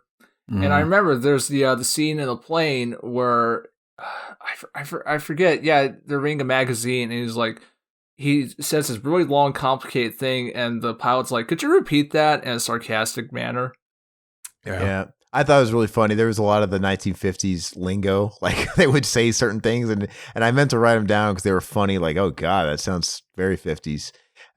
There was one scene, and I don't quite remember all the context, but they actually had a jump scare, like when the dog. Mm-hmm.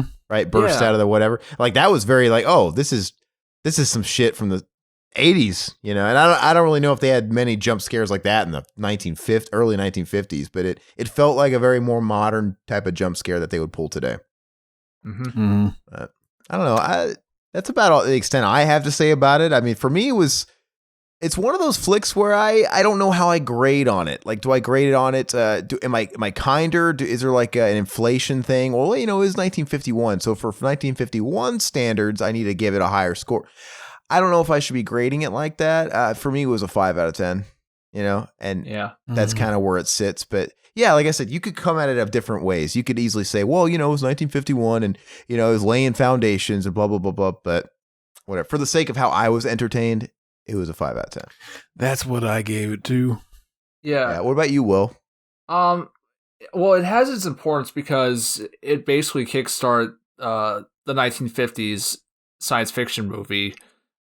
So it has its historical value, but at the same time, you watch it now and it's dated. I mean, it's dated. Does it hold up? Right? Yeah, it's been done since and done better. So it's exactly. Easy to, yeah. So if you want from a historical perspective, it's a 7. On every man scale, it's a 5. Mm. But so every time I'm tempted to look at a movie from a historical standpoint and grade it like that, I just compare it to a movie that just came out a decade later that defies those odds, Psycho. Yeah. Because Psycho is very budget, it's very small, very contained, but it's still dated, but it's creepy. And it set, the tone of all the shit that came later.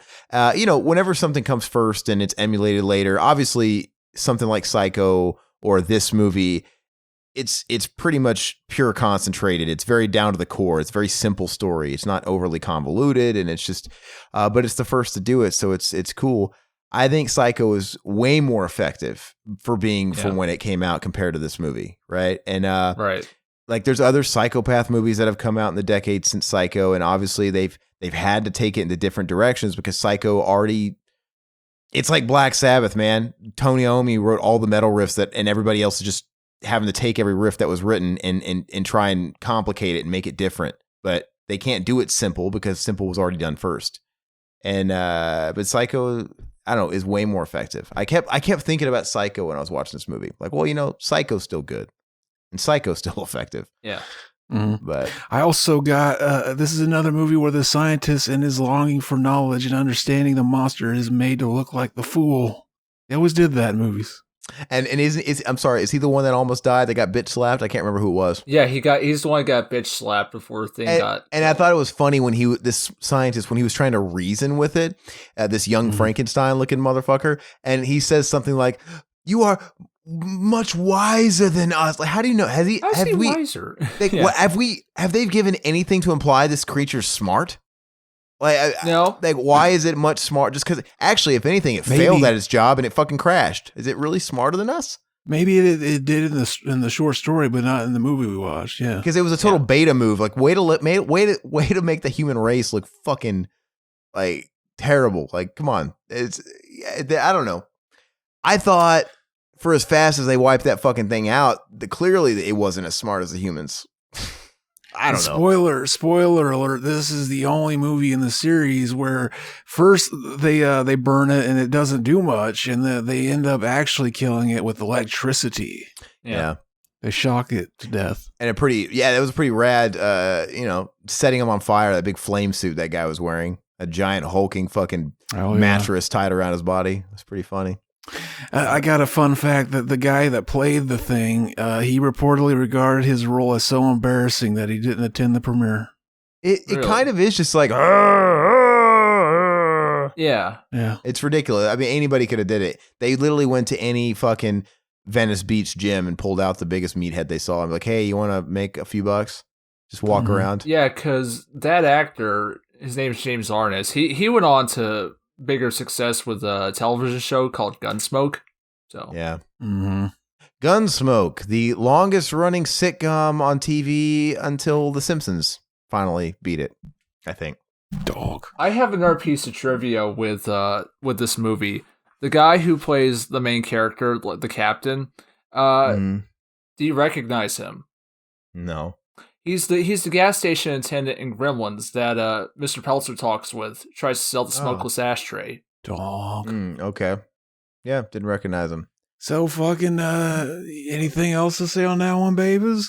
No, and I think this one's going to be different than the next two we talk about because it's not really connected to the next two. The next two are more in line with each other, so there's going to be a lot of comparing. Yeah, there's parts of John Carpenter's thing where it seems like he might have been implying that, like, oh, this could be like, a sequel, but like it's a different version. I don't know. Yeah. That makes no sense. That sounds like something an old man that plays PlayStation 2 all day would say.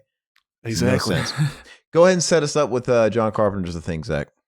All right. So we start out in the middle of Antarctica. A shot of a mountain, we see a helicopter coming, and we see a dog being chased by the helicopter. Why? What is happening? What happened before? I wonder, will we ever find out? Maybe in some future time, maybe 2011 or something. Yeah. Anyway, we see a guy in the helicopter shooting at the dog with a rifle. He clearly wants this dog, this cute little fucking dog, dead. Why? What an asshole. Anyway, we meet some people in this big facility. We meet Kurt Russell's character playing video chess on a computer. He gets pissed off and he pours his drink in the computer, which is fucking a power move. Cheating bitch. And then we meet Wilford Brimley. He's got diabetes and a bunch of other people. But the guy chasing the dog ends up landing within their base and tries to shoot the dog, but hits one of their crew members instead. So Wilford Brimley, he's like, fuck this guy. I'm going to he pulls out his gun and shoots that motherfucker. That wasn't Wilford Brimley who shot him. That was Gary. Oh, was it? Okay. Yeah. So then he fucking kills him, biggity bam, right in the snow. They're like, why the fuck you try to kill our boy like that? Or the dog. The dog's cool. Then they see a fun fact, the dog that's playing, apparently John Carpenter talked about how good the dog actor was. I think his name was Jed. And like he was really good, never looked at the camera and shit. And apparently he wasn't on set that day to shoot that scene, and it's another dog painted to look like Jed. Okay.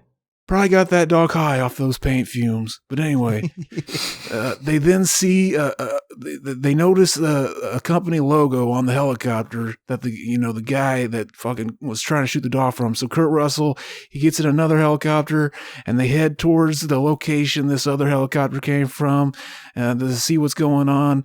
That leads them to a facility that looks like some crazy shit went down. It's littered with dead bodies, weird creatures. There's a guy with his throat slit, just sitting at a fucking chair. There's a Two-Face creation, fucking weird hell beast. Like, fucking, did you recognize one of those faces on that two-headed thing? That was a young Lloyd Christmas, as we will see in the later movie. Okay, I was like, what the fuck? Yeah. I was like, what? Yeah. he Go ahead. Yeah. Go ahead. he brings them back to their facility along with some tapes that were shot by the dead crew members, which documents their little voyage they were going on, where they discovered a big ship under the ice. Yeah. And long story short, shit hits the fan. Basically, It's almost like they had plans to do a prequel themselves before one came out many, many years later, because it was really brilliant how it was crafted at the beginning. All the detail, like even having that split, this whole backstory that we never got. Like it's like they wrote this whole backstory out just not to film it. Everything from the axe being stuck in the wall, all these little details that were just making it so easy for someone to make a prequel and fill in. That's what made me think that maybe they were implying that that's what we saw in the original, the black and white version. But they see there's the ship, and then just a couple steps away is this block of ice, missing square where they cut out the block of ice. So it almost seemed like they were like repeating what we just saw in the one before it. But where were the Norwegians in the black and white one? That isn't. Yeah, but like making subtle change. Yeah, who knows? But anyhow, that's the great thing about the thing is just, it starts in medias res and you're already asking, like, what the hell's going on? And even as it's explained, you still have more unanswered questions, much like with Alien, when the crew finds the derelict spaceship and the space jockey, and you're like, well, why is this here? What are all these X for? It's like they wrote out a whole story just to not tell it, so it just legitimized the. But that's the great thing. It's left to your interpretation. But then you have the prequel come along, like, well, no, this is how it really happened. Mm-hmm. Yeah. See, it sounds like, because everybody's like, man, we don't need a prequel. I think ultimately they did the better thing making a prequel, because originally the studio wanted them to just remake John Carpenter's version. They were able to talk them into making it a prequel. Yeah, but the prequel, it may be a prequel, but it still feels like a remake. Yeah. But yeah, I did my usual bullet point thing for scenes specific, and it basically goes in order, so I can go through mine. The first thing I wrote down is like a lot of people debate on who you think, like, of course the dog is what brings the alien into the facility, but who do you think like the first person to get, duplicated by the creature is? Like, people debate on it. Yeah, I like that as well. It makes you, like, there's that scene where the dog is walking down the corridor. It goes to that one room. It shows a shadow of the guy. You don't know who it is, and as he turns, it just cuts to black. So it's left up to interpretation. If I was in this facility, I would have been the first, because I would have been fucking hugging that dog and like, oh, he's so cute. And then his fucking face just splits open, and I'm like, what the fuck? And then apparently when they shot that scene where the dog roams down the hallway, walks into the room, and then the shadow, apparently John Carpenter wanted it to be like ambiguous who that is, so he didn't use any of the actors to cast the shadow. Which I like that. That's genius. Mm-hmm. We're dealing with a fucking genius director. Yeah. We'll keep going. You guys got any ideas, like who the first was? I think because Wilford Brimley was in the mix, right? Mm-hmm. And the other dude, which I can't think of the name, but okay. Let's see. The people who get infected. There's Palmer, the weed smoker. Mm-hmm. There's Norris, the guy with the curly hair who has a heart attack later. Mm-hmm. Who are the other ones? I figured it was probably the fucking, like, for some reason, since I was a kid, I always figured it was probably the guy that got shot, or like the guy that hangs out with the dogs a little bit. Clark. Yeah, I have the characters' names written down, so if you guys need. Do you think there really is a definitive answer to this, or is it one of those things where they left it ambiguous? It's like it could be whatever. Yeah, probably. Yes, it could be whatever. Much like we'll get there, but the ending of the movie, it's ambiguous. It's whatever. Mm-hmm. Mm-hmm. So they bring the Two-Face monster and all the rest of the monsters to the facility. They show them off. I assume, they're trying to like see what the fuck's going on, like with the DNA and shit, and like, oh yeah, we can show this off to the world and shit, and get like. Well, it's Wilford Brimley's character who really starts to take an interest in what's going on, especially after the first sting attack where the dog splits open. He's really like, okay, how's this creature work? How's it doing all this? Mm-hmm. Yeah, so that scene where the dogs they take the dog that was getting shot at, they take him to the kennel with the rest of the dogs, and then we get the first big effect in the scene. First big effects scene is like the dog's face splitting open, and like the rest of the dogs freaking out, and that's the first fucking creature effect. What did you think? You think it holds up? It's awesome. It's fucking awesome. Cool shit. Yeah, there's like worm things coming out of his face. Yeah. That fucking shit is terrible. Like those fucking dancing fucking tentacles out of his back. You genuinely feel gut wrenched when you see those dogs scared. Like the dogs want to get out. Like, oh fuck, let us out of here. Like there's the one dog chewing at the fence, and it starts shooting that weird squirt juice on it. Yeah, it's pretty hard. Yeah. See, that was a good thing too, because whenever the guy who's kind of like has a bond with the dogs, he comes in, he's like the fucking Paul Bunyan looking guy. Yeah. He comes in and he's like, he sees one of the dogs get shot because fucking Kurt Russell's character is trying to like wonder what the fuck's going on. He's shooting at the crazy fucking monster dog. It looks like he hits one of the other dogs by accident. And he's like, no. And you're like, oh, so it's like they're laying it in that like he could be trying to protect the fucking creature. He might be it already, or he's just trying to protect the dog. Yeah. I think Kurt Russell, when he accidentally shoots the dogs, it's to put them out of their misery because they're already wrapped up in the thing's tentacles. Mm-hmm. Yeah. Yeah, that's how I interpreted it. Yeah. Mm-hmm. And then I got the at one point the two-faced monster, he tries to imitate Gary, the guy that got shot in the leg at the beginning, and he runs out, and we see that shot that resembles Bennings. Oh, okay. Bennings it tries to impersonate Bennings. Yeah. Yeah, we see that shot where he runs out, and we see it resembles the scene from the first movie where the creature runs outside and they see it in front of the window. Yeah, and it emits that haunting yell. Yeah, in this, he's got the crazy hand in this one, and he looks at him and opens his mouth like the fucking 70s Body Snatchers movie. And then they just set him on fire. They find out that the flame is what kills him pretty quick in both the newer ones. Yeah. Which that's the other thing as well. When you compare this movie with the prequel, it's like the thing is in this movie the thing is a clever creature, but in the prequel it acts more like a generic sci-fi monster. Yeah, the prequel is very much almost like a slasher movie. Yeah, we'll get to that one. And yeah, I like the unpredictable element. I might have already mentioned this, but the unpredictable element of you don't know who's the thing. So when it happens and somebody begins freaking out, it catches you off guard, but it also makes you realize, okay, this thing it feels like it's being cornered, so it has no other choice but to reveal its true form. Mm-hmm. Okay, I got the scientist in this movie. He goes mad also, and he finds out that it's likely everyone in the facility is already one of them, and he starts shooting at people.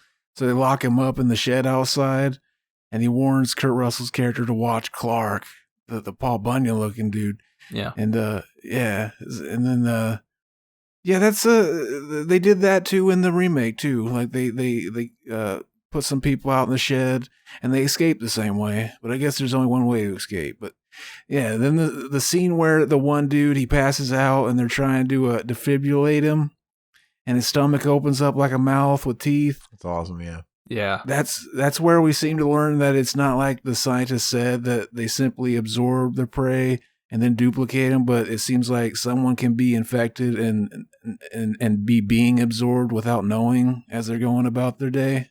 Right. And yeah, that's one of the best scenes in the movie. With the best effects. With the thing creature now, is it multiple creatures? Or is it an omnipresent, like all connected? Because when it keeps infecting people, is it like all? You know what I mean? It's multiple creatures because, like they say that even at a cellular level, it's still alive. Yeah, it seems like, but they're not all in sync. Like, you know what I mean? Like one. It seems like, yeah, like it can split off and become two different creatures almost. Is how I always took it. Yeah, because remember when the one guy, they're doing the defibrillator and they burn it, but then the head detaches and it's trying to escape. Which is that still sends shivers up my spine. That fucking spider head thing. It's so fucking gross, dude. It's nasty. I mean, yeah. I want to fuck it. I bet. Exactly. Well, we have to remember the effects were done by Rob Bottin, who was like 22 at the time when he did all this, and it's it's a shame that like we'll get to it. We'll talk about how the thing was received at the time versus now. Yeah. But it's like, yeah, the effects are so great, and it's like the fact that they barely received any recognition at the time is sort of a crime, considering that Rob Bottin put a lot of time and effort into those effects. Well, I mean, I think it's a good thing to talk about now. Like, this is the movie that broke John Carpenter and disenfranchised John Carpenter from big budget and Hollywood and all this shit, because this was supposed to be his next big leap. It was. And for some reason, why people didn't resonate with it at the time, I don't know, because they had already been introduced to things like Alien 3 years before. People liked these kind of movies. Like, what the fuck were people smoking when this came out? I guess because of the practical effects and how gory and gross they were, people were like, "Oh, this ain't a sophisticated movie. It's a trashy movie meant for sick people."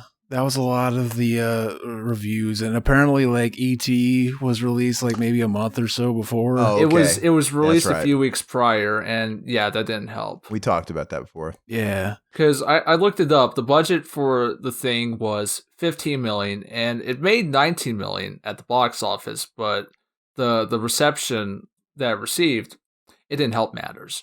Yeah, I mean, and that's not a hit at all. I mean, a movie has to recoup 2.5 times to be considered, in the black, right? So that's. I remember hearing that John Carpenter thinks that the poster was a big fuck up. Yeah, like it kind of looks like a slasher movie. But it's an iconic poster though. But it is now. Yeah. But you're right, it does. It looks like a fucking Driller Killer or some bullshit. It looks true.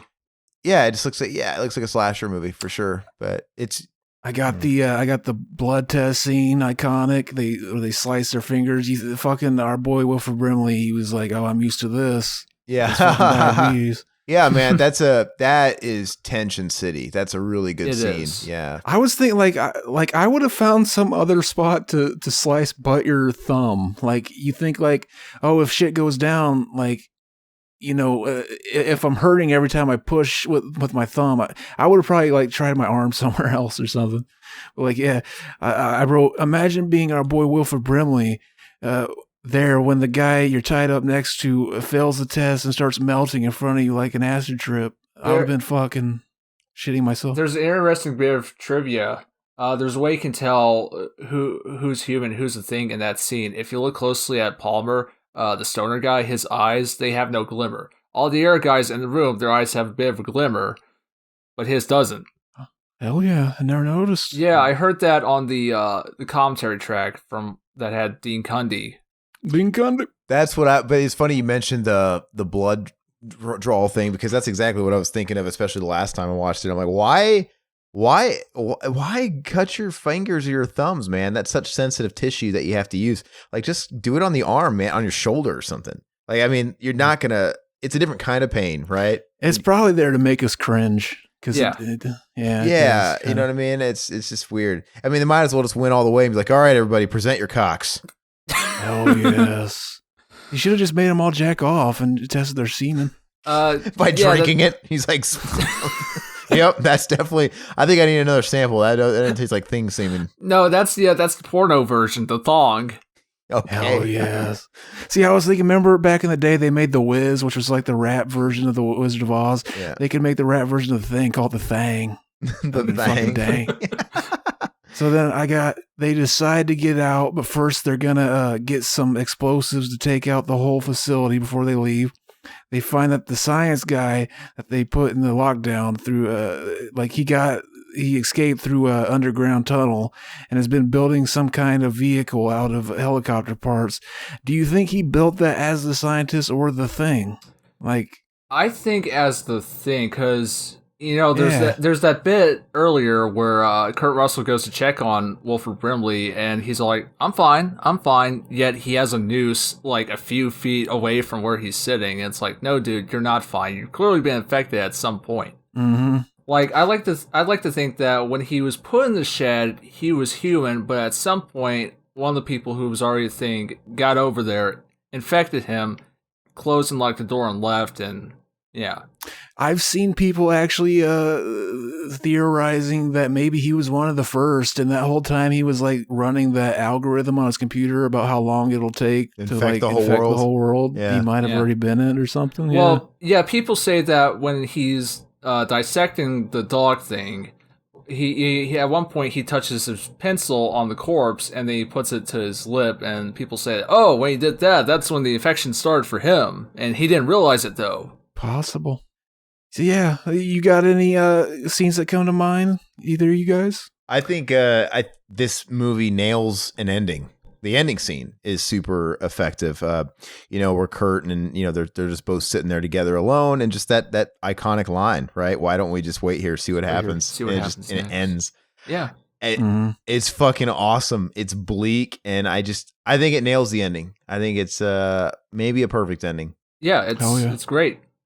But yeah, and it leaves everything open, and so we'll get to that. I do want to briefly bring up the video game sequel because it does address what happened to Kurt Russell and Keith David. Oh, okay. So once we finish talking about the movie, we'll go ahead and we'll let you talk about the game. I was gonna because I remember I played the game back when it came out. Like me and my cousin and a friend rented it, and we just never got very far in it. And I was gonna try to watch like a playthrough of it before we started. I forgot all about it. Yeah, I replayed about most of the game before we did this episode, like a few days prior. Dog. Hey, we kind of jumped ahead, but when we were talking about the impact of the thing now versus when it came out, and it's so funny, man. I read an interview. I don't remember if it was a video or if it was audio, or somebody basically said, like, how does it feel for the thing to be this cult classic? And he was so jaded and bitter at that. He's like, I don't give a fuck, man. I'm not making money from it now. You guys like it so much, you should have saw it back in the day. Yeah. And that was his like a response. Like, yeah, I don't give a fuck. Like, all that does is pad the pockets of the people that fucking own it. Great. Mm-hmm. Yeah. And that would be kind of bittersweet. Like, yeah, great. Like, pat me on the back some more. You like it now.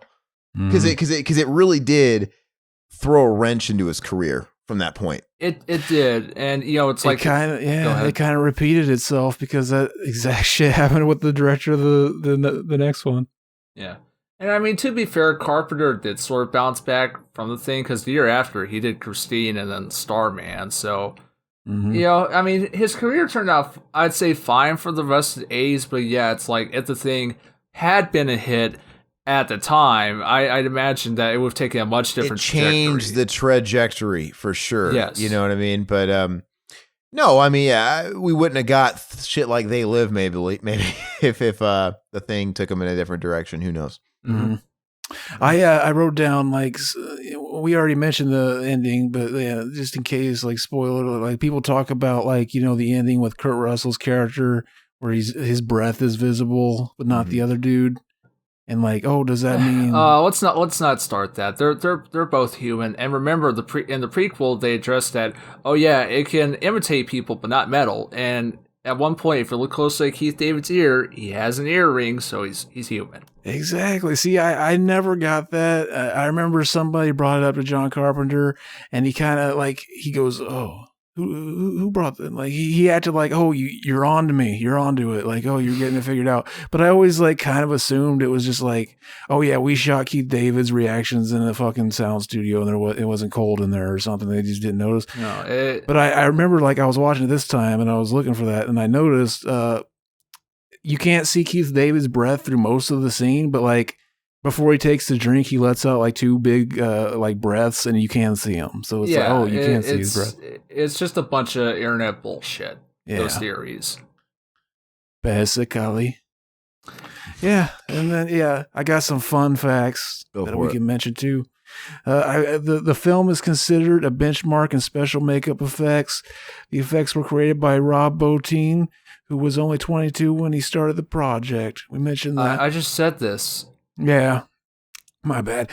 Also, this is one of the first movies that John Carpenter didn't score, and Ennio Morricone, Ennio, is it Ennio? Ennio Morricone. Morricone. Yeah. Ennio Morricone. He scored the film, and it was nominated for a Razzie Award. Fuck the Razzies. For worst score. How dumb. Well, ironically, fucking Ennio Morricone, he also scored The Hateful Eight. And in that movie, he used shit on it. He shit on that movie. He used an unused track from the recording of The Thing, score, and apparently he won an Oscar for best score for that movie. Like, how does that work? Maybe that's why he shit on the movie too. He was shitting on that movie after, like Ennio Morricone. Huh. I don't remember all the details to it, but yeah. I don't think he'll ever work with Quentin Tarantino again. Like he really butt heads with him and didn't like. I don't think he liked the experience. I got according to John Carpenter, he takes all his failed movies pretty hard, but the cold reception to this one disappointed him the most. Not only was the film a box office failure upon release, but both critics and audiences, to Carpenter's shock, panned its gory effects and bleak tone. Vincent Canby, the film critic for New York Times, called it too poorly looking to be disgusting. It qualifies only as instant junk. No. Carpenter was particularly upset when Christine Nibby, the director of the original film, The Thing from Another World, publicly denounced Carpenter's version, saying, "If you want blood, go to the slaughterhouse." All in all, it's a terrific commercial for J&B Scotch. Even worse, in response to the commercial bombing of the movie, the studio canceled the multi-picture deal they had signed with Carpenter after he had agreed to helm The Thing. Carpenter once noted that he lost a lot of jobs because of The Thing. "My career would have been different had it been financially successful." Not surprisingly, he was extremely relieved when the film enjoyed a rich cult success following its home video release. He was big Hollywood cancer. Mm-hmm. After that movie, so I can understand why he's bitter. Especially, it's really hard to imagine where those reviews were coming from thinking about the movie now. Like, what were they smoking? Because and I can understand why John Carpenter was also upset, because if that was me making that movie, like, doesn't that just feel like one of those movies was like, dude, this movie's fucking amazing. Everybody's gonna love this movie. Well, yeah, it's like, because he really put his heart and soul into this movie, because he thought, this is the pardon the pun, the thing for me, the thing for my career, and. Yeah, and now it's one thing for it to fly under the radar and not do well box office for whatever reason, but the fact that it was getting panned critically, like you have to. That's a sure thing. You got to be making that movie with that script and that ensemble. What came out first, E.T. or this one? E.T. came out first. Yeah, there was a lot, like, because E.T. was a big culture phenomenon. There might have just been people that are like, I am so fucking sick of hearing about aliens, and then they see another movie coming out about it, and they're just like, I ain't watching that. So it might have just been bad timing. But totally different markets. Yeah. Like parents were probably taking their kids to see E.T. But who knows? You're right. I mean, this is a cool little behind the scenes trivia. The opening title attempts to recreate the appearance of the original Howard Hawks film. To create the effect of the title, an animation cell with The Thing written on it was placed behind a smoke-filled fish tank, which was covered with a plastic garbage bag. The bag was ignited, creating the effect of the title burning onto the screen. It's really neat looking. Like, I love the way it looks. John Carpenter considers this to be the first of his Apocalypse trilogy. Prince of Darkness and In the Mouth of Madness comprise the other two parts of the trilogy. Interesting that he would, because I don't know. I don't think that The Thing has always stood on its own from the rest. Probably because he didn't do the old triple threat. He didn't score it. And he didn't do all this shit, like he normally does for a lot of those movies. It just felt like its own thing. It felt like the movie that was supposed to take him in a new direction, and it's always been separate from the rest of his catalog for me. I don't know. It's kind of weird. But Prince of Darkness and In the Mouth of Madness, I can see. Oh, I want to mention quickly the TV version of this movie, because it's one of those funny TV edits. Mm-hmm. Every character is given a voiceover introduction. So it's like, this is R.J. McCready. He's a Vietnam vet turned helicopter pilot. And they also tacked on a slightly altered ending where after the scene with Keith David and Kurt Russell, it fades to the next day and there's a dog running loose, implying that, oh no, the thing is still out there. Dog. Yeah. I've never seen that. I'm glad they had the ending they stuck with. So it's better. I mean, they both kind of work, but it takes away the ambiguity if you had the dog. Because I know that apparently there is another ending where Kurt Russell is rescued and he takes a blood test and he's A-okay. But I'm glad they didn't go with that one. Now, isn't the reason why they used to do that shit for TV cuts and like Halloween, where they inject that weird fucking post-recorded Michael Myers as a kid in the the psychiatric ward scene to like pad it out for commercials to make it an even 2-hour block to fill out the runtime. And basically, back in the day, they would cut out things that were too bad for TV, so they'd have to shoot extra. They'd have to make up for the time. Yeah. To me, go ahead. No, didn't they film like the Halloween thing? They filmed that extra scene around Halloween 2 time, didn't they? Like closer to that. Yeah. Okay. The funniest TV edit to me will always be Repo Man, because they dub out the swearing with lines like "flip you" and "you gosh darn melon farmer." Yeah, see, I always like when they do shit like that, where they don't just like beep them out. They insert different words. I remember there was this band, I forget who it was, but they were censoring out the cuss words in their like DVD that came with the CD, and they changed from cuss words to like the names of sandwiches. So they would be like, "Oh, what the sauerkraut are you doing?" or something like that. It was donk. Okay. But yeah, well, everybody's final thoughts. So this one, my final thoughts. I'll start with this. So I always bounce different places with a thing. Every time I've watched it. It's weird because I know so many people hold it as like perfect, as like the highest bar when it comes to this type of movie, sci-fi horror, and I don't know, for whatever reason I can't call it a 10. And I really can't give you a good reason as to why it's not a 10. I always compare it. What? I think there's a good 5 or 10 to 15 minutes that could have been cut out. Really? Yeah, but it's not a big. It's like nitpicky stuff. Yeah. I always compare it to Alien, 1979. I don't know why. To me, those are like the big sci-fi horror movies from roughly similar periods, and I can't call The Thing a 10 without really any great explanation, because Alien's a 10. And I can tell you straight up, I like Alien better.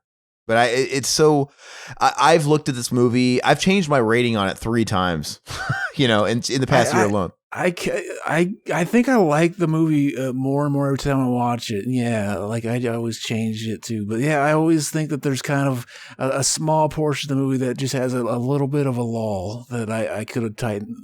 They could have tightened up a little bit. I always go back and forth between 8 and 9. I don't really know where it lies, but it's up there. It's a great flick. I will say, like I said, I can't help but compare it to Alien because they are similar, right? Mm-hmm. In ways.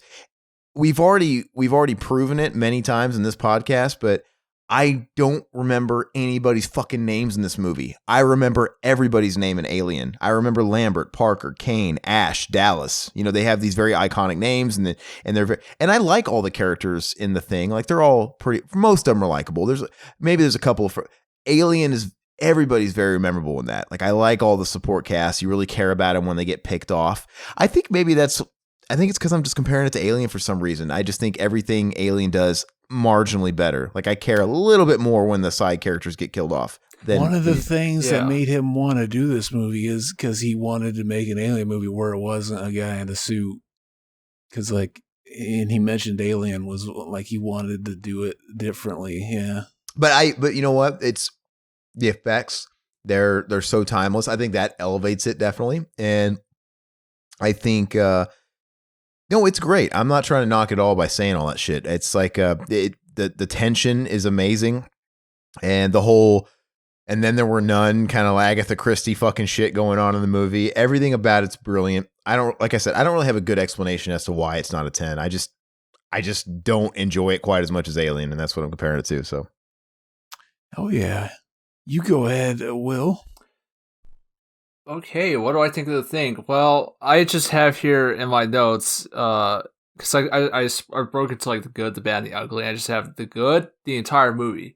I think it's a great movie from beginning to end, and I kind of have to side with Zach, where it's one of those movies where anytime I watch it, I appreciate it more. Mm-hmm. It's not my favorite John Carpenter movie. It's actually in, I would say, the lower top 10 of my John Carpenter favorites, because mine's a little bit more skewed to his crazier stuff like Big Trouble in Little China and stuff like that. But but I do appreciate it's the fact that it's in Antarctica, it's isolated, they're cut off from civilization, so it's just those men dealing with this creature. They're as the movie progresses, the tension increases because, yeah, much like with Alien, as the cast gets picked off, everybody's starting to get at each other's throats more and more, and it reaches a boiling point. It really does everything right. I mean, because like I said, the script is right, and the just the plot points that cause the tension, everything about it is right, and the setting is right. It's brilliant. Like everything about the setting, the isolation. I mean, yeah, there's no, and that's a testament to how fucking on top of his game John Carpenter was, all the way up until, it depends on who you ask. In the Mouth of Madness might be the start of his decline, or it might be his last good movie. But the fact that I can call that an 8 or a 9, and it's not in my top 3. It's I like Big Trouble better. I like Escape from New York better. I put, you know what I mean? So that tells you how on his shit he was. Yeah, and it's also one of those movies that, even though it's a slow burn movie, I don't feel like it drags. Unlike you, Zach, where you could, like, you said you wanted to cut out a few minutes if you could. I remember like the last time I watched it thinking like, oh, there was a little bit more. Like maybe the more I watch it, I'll just be like, yeah, it doesn't drag.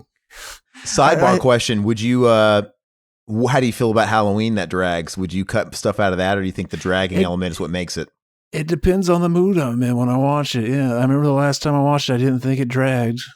Okay. I think that's what makes Halloween is how because it's a simple movie, and I'd say The Thing is also a simple movie as well, although the stakes are a bit higher versus Halloween. Yeah, I feel like Halloween could have been a short, like a short or anything. It's like, okay, we can make this into a short. No, we want a feature. All right, we're just going to have to really drag it out.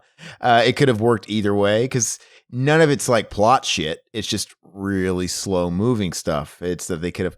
And I was telling Zach, because I saw Halloween for the second time in the theater, because they usually play it on Halloween, right? And I watched it a couple of years ago, and I went and took the lady, and we saw it on Halloween Day in the theater, and she had never seen it. And I was telling Zach this prior, I'm like, you know what? Whenever you watch a movie that you've seen, it's so ingrained in our DNA. Like I've seen it bajillions of times ever since I was a little kid. I'm just so used to it. It's interesting watching a movie like Halloween with somebody that's never seen it and they've seen it for the first time, because it's like you look at it differently. I catch myself like gleaming over to how are they enjoying this? And I was watching it in the theater this past Halloween, and I was just thinking to myself, looking through her eyes, I could see how somebody could think this is really fucking boring. Yeah. They like the way they pace movies is always changing. Like, yeah, you go back and watch like South by Southwest by like fucking Hitchcock, North by Northwest. Yeah, you call North by Northwest. You're thinking the airline. Or South by South, the festival. I remember they showed that, and like they were gauging people's reaction coming out, and they were like, oh, it was very slow. And it's like, yeah, it's just like it's always changing. Like movies now, or like it seems like nowadays they're making movies longer, but still kind of trying to make them fast paced. It's really weird. We're in the Fast and Furious generation, right? Where they just want a bunch of really shitty green screen car chases and explosions every 2 seconds, and definitely substance over or style over substance, and yeah, the test audience that whole like experience really changed the pacing of the next one too, The Thing 2011. Dude, apparently it was. Well, go ahead. Apparently it was more like paced like John Carpenter's movie. There you go.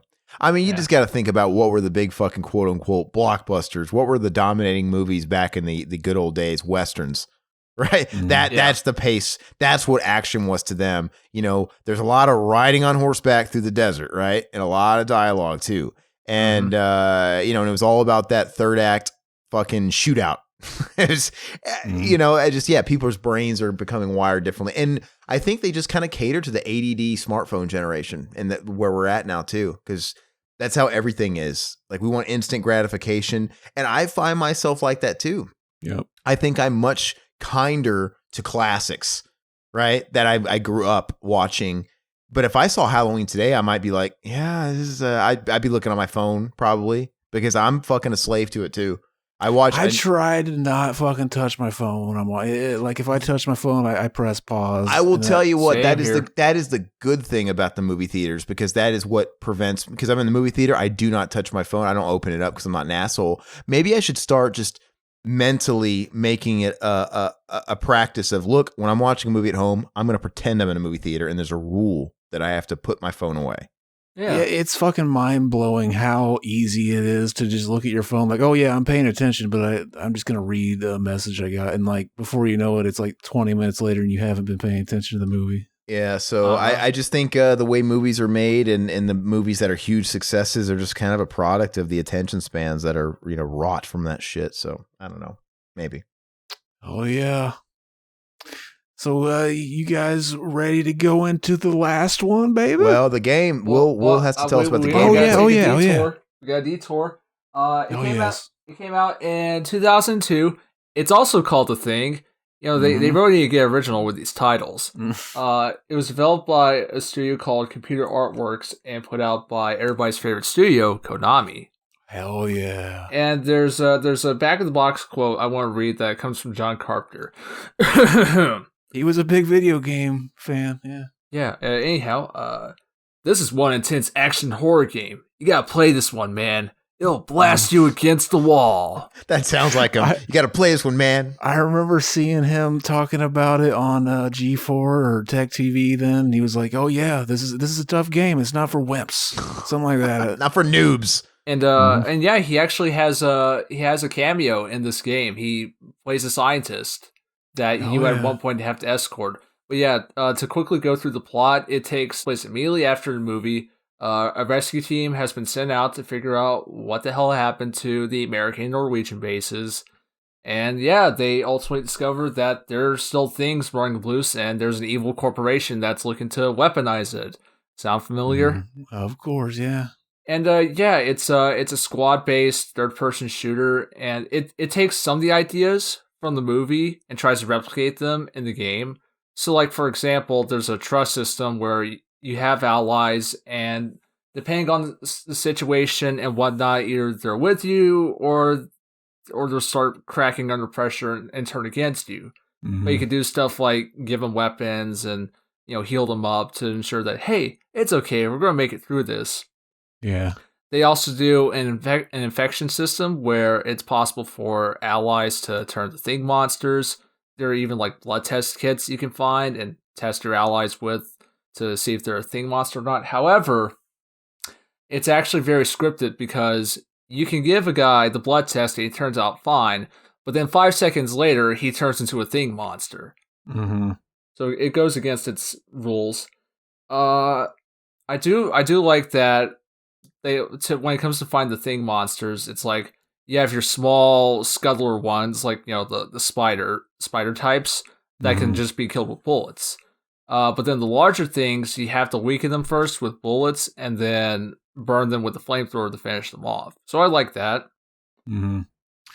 That's what sucks about like these new systems having a lack of backwards compatibility. It's because that because of the licensing, all that stuff, because this is based on a movie and it's owned by a, like Paramount or whatever, Universal, they're not just going to put this on the fucking, the digital, store to get the updated version. It's like, it'd be nice to just like, oh, I still have my old disc. I'll pop it in. And did you also consider the fact that it doesn't seem like the type of game they printed a lot of copies of. And even if you had a PS2 to play it on, good luck finding a copy maybe of a title like that. No, it's still readily available on like PS2, Xbox, and PC. I'd actually recommend going with the Xbox version because it's backwards compatible on the 360. Oh. And it runs fairly well. And actually, since it's on the 360, the resolution is upscaled and it actually looks quite good. Dog. I think the game itself as a whole is fine. Some parts of it haven't aged well. You have to remember, it's a third-person shooter that was made before Resident Evil 4 and Gears of War. Yeah. So the aiming system, it's like a sort of general lock-on. Like when enemies nearby, it locks on and you shoot. It works well most of the time. Towards the second half of the game, they introduce human enemies, and it becomes a bit of a shooting gallery where you're just going through waves of mindless soldier goons. And the bosses are really easy. They are. Yeah. And I should also mention, yeah, again, there's the whole evil corporation thing, which is generic. And I should also mention the villain is voiced by the cigarette-smoking man from the X-Files, so it's really on the nose. Okay. Yeah. Talk. I mean, the guy who voices the main character, he sounds like he's trying to do a bootleg Kurt Russell voice. You know, he talks like this, and he's all gruff and edgy. Yeah, I remember wondering why they didn't just put Kurt Russell in the game. Yeah. All right, well, now time to explain that. How's the game explain what happened to Keith David and Kurt Russell? Well, in the first level, you find Keith David's character, but he's a popsicle. Oh, yeah. And then... And he's got a fucking gaping asshole. Dog. Kurt Russell had needs. No, but... he tried to crawl inside him to stay warm. Yeah. He just decided to start with his dick. Mm-hmm. Work his way in. Keith David, I wonder if he's related to Anne Paquin because they both have a gap in their teeth. Fucking Corey G. No, anyhow, but regarding McCready, Kurt Russell's character, he shows up at the tail end of the game to help the main character defeat the main bad guy who's turned into a giant thing monster. Mm-hmm. They don't explain how Kurt Russell survived. Maybe he was like, fuck you, Keith David, I'm going home. He kept warm inside Keith David. We've already addressed this. Yeah, he survived, and yeah. Dog. Yeah, the thing game, it's fine. You got me distracted for a second. Well, as a final thought for it, though, considering the year it came out, predating certain things, and was it justified, the glowing reviews of John Carpenter, or was it akin to if Bruce Campbell was like, oh yeah, that Fistful of Boomstick game is mind-blowing? Like, what the fuck do you know, man? It's a shitty Resident Evil. I mean, it got favorable reviews for the time, actually, and they were actually planning on doing a sequel that would have had, like, more crazier thing monsters for you to fight, but it never happened because the studio got closed. Okay, yeah. Gotcha. But I would say if you can find a copy, because again, it's dirt cheap, I would say play it. Of course, realize that some things haven't held up, especially in regards to like the squad system, which it's a great idea on paper. The idea that different squad members have different levels of trust, and some of them may be infected, some of them may not be, but it ends up being fairly scripted in the grand scheme of things. So how does it end, though? If it's like, how's it end? Is it as thorough as, hey, here's the Ghostbusters game, it's a legit sequel, and they really scripted out like a sequel to the movies? Yeah, because it was a few days ago. Yeah, because it was billed. I think even John Carpenter said that the sequel, he considers it canon to the thing. Mm-hmm. So take that for what you will. Oh boy, fucking smoking a doobie playing the thing on his Xbox. I'm watching the NBA at the same time. This is basically the movie I would have made while he's smoking that doobie. Well, no, now he's all about Assassin's Creed Valhalla. Did you see it on Twitter lately? No. Man, Assassin's Creed Valhalla is so great. Maybe I should make a movie about it. I want to hang out with him, man. He sounds awesome. He's probably like chugging Mountain Dew, just sitting in his gamer chair on the floor. All day long. Playing sniping noobs in Call of Duty, like, oh yeah, eat that sucker. Why is he on Twitch? He should be. He'd have a killing as a live streamer. He probably doesn't know, but he probably could. Someone needs to tell him, like, hey man, get on Twitch and get that money, man. There's so many people what's a Twitch? Yeah, exactly. Well, there's been so many people in the wake of the pandemic that were not in the gaming community that got on Twitch and just are fucking killing it now. Whether it's musicians or... what's her name from that movie that your friend directed? Oh, Catherine Isabel? Catherine Isabel has a Twitch now. Is it successful? I don't know. I followed it and I saw she was playing like Breath of the Wild. I didn't stop in though. Interesting. Well, anyway, we're coming up on 2 hours, 20-minute mark. We're going to go ahead and get started into the third film. Did you have a final rating for the game? The final rating for the thing, the game. I would say it's about a 3 out of 5. Okay. Yeah. Dog. Okay. Now let's talk about the prequel that didn't need to exist, but it still happened. Set it up, Zach. Fucking 2011. Okay, so basically this is the simplest plot. Basically it starts out with some guys, they're driving through Antarctica with a device and they're like chasing some kind of signal. They stop on it, but first they tell a dank joke. You remember the dank joke? About the the kid walking in on his parents having sex. No. And then he runs out screaming. So then the dad's like, I'll handle this. He goes in. He walks into his room and sees his son fucking his grandma. And he's just going to town. And the kid looks over at his dad and goes, it's not so funny when it's your mom, is it? Pretty dank. Yeah. Okay. So they stop on the signal. They're right on top of it. And basically the ice cracks beneath them. They fall, and they discover a huge spaceship under the ice. Cut to Mary Elizabeth, my baby. Fucking, I'm cooming. Fucking, she's a scientist, and her buddy shows up with another scientist, and they basically tell him, like, yeah, we discovered this big ship, and we want you to come, because we want you to come and fucking look into it with us. Yeah, you wanted to come. Oh, yes. So they go, and they basically they discover like another. It's kind of set up like the original thing from another world or planet, and it's a weird creature under the ice. They cut it out, take it with them, and it thaws, and fucking shit hits the fan. These are all sounding the same, aren't they? Fucking, it's almost like they're like the same series or something. Yeah, I don't think we're going to be as in depth with this one, just because it is kind of rehashed. It's very much like a slasher movie. It's like we're just setting them up and knocking them down. Like basically we're taking John Carpenter's movie and using it as the franchise starter.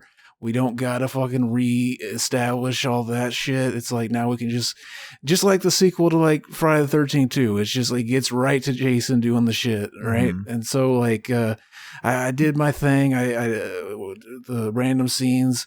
The first one I got here, the scene where the creature first wakes up and they end up burning it, and they fucking cut it open and they see the person in the weird sack, and then like they find out that it can't mimic like non-organic tissue because they find the big metal thing, and the guy they bring up that he broke his arm, and they use the metal thing to gauge his bones back together. And so that's kind of like I remember thinking watching this in the theater that was like a pretty clever thing to add to it, because like if you think about it, like because they end up using that as the way that they're gonna big plot device. It's the big plot device. The blood test. It's basically how do we tell who is one of them and who isn't. There's the tooth filling and fucking they can't do the iconic fucking blood scene again, but it's good too because it's like it's not foolproof.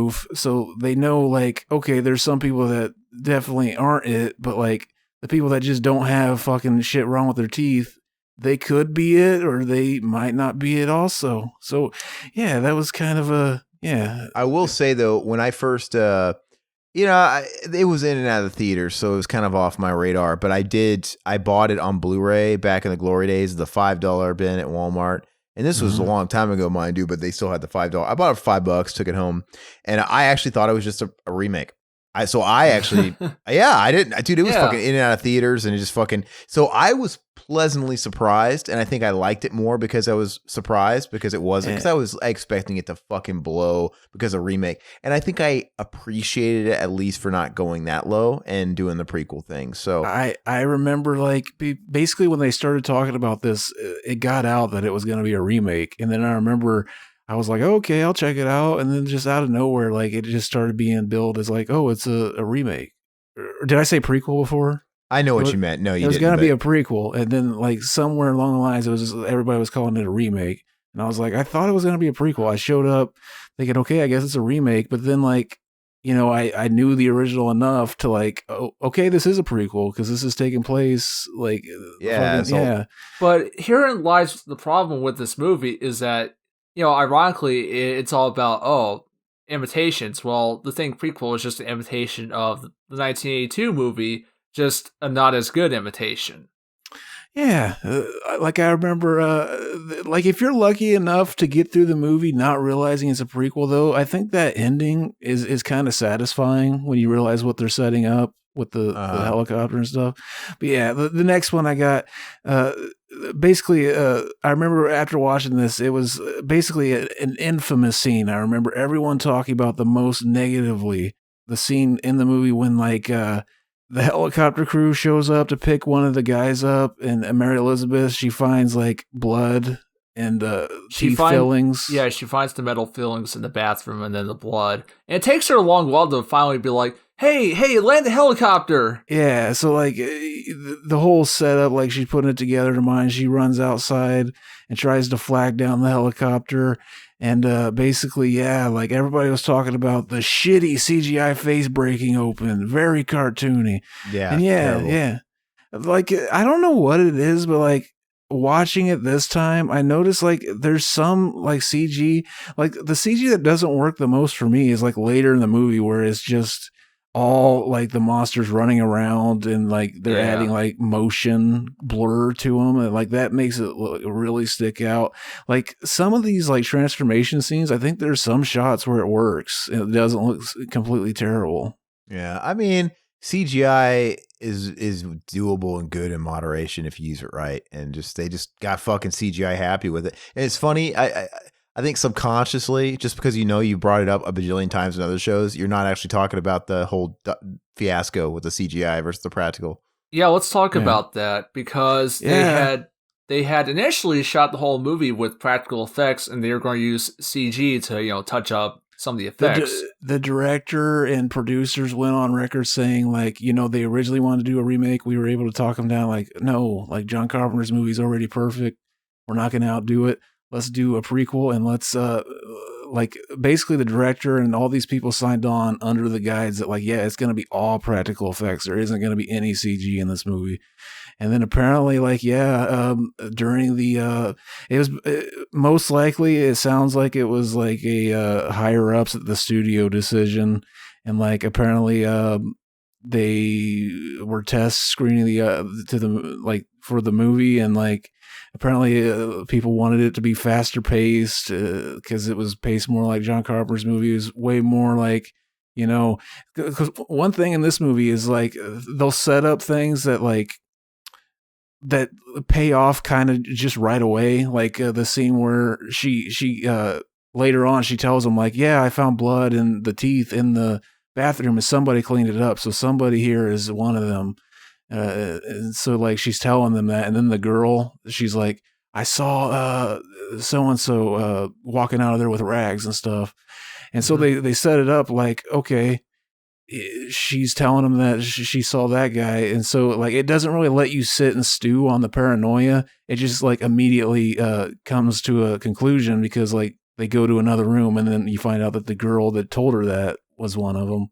Yeah, and she turns to a monster and runs around. And yeah, there's a quick shot, like, because one thing, like the original footage with the practical effects as seen through the camera is like none of that footage is like released. Like anything you see is like behind the scenes stuff. So like the original practical face splitting scene exists, but it's, somebody off, on the set recording. Yeah. And then, like there is one shot, if you look at, I think it was like an E3 trailer where you just get a quick shot of her standing there and you can see her transforming behind. And it's just really quick. But yeah, that's like one of the original shots. But yeah, like because in the final film, there's a handful of quick shots where you can sort of tell that it is a practical effect, but then it immediately cuts back to the CG creature that they put in its place. Exactly. Yeah. And so, yeah, there's a scene where she hits the fan and everyone realizes Mary Elizabeth's character was right and they need to like follow her lead.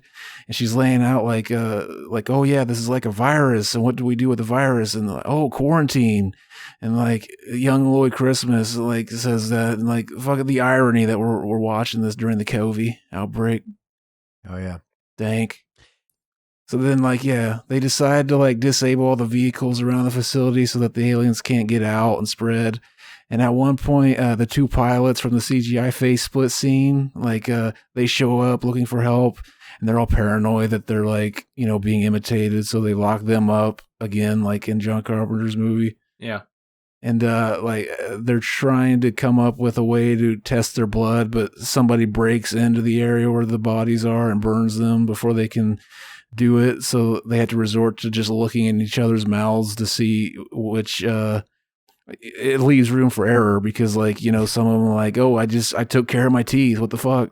Yeah, exactly. It's so fucking dumb. Like I don't have any feelings. See, I think that's kind of clever though, because it's like it's a way to know that certain people aren't, but there's a group that might be or might not be. Mm-hmm. So like it's still not completely foolproof.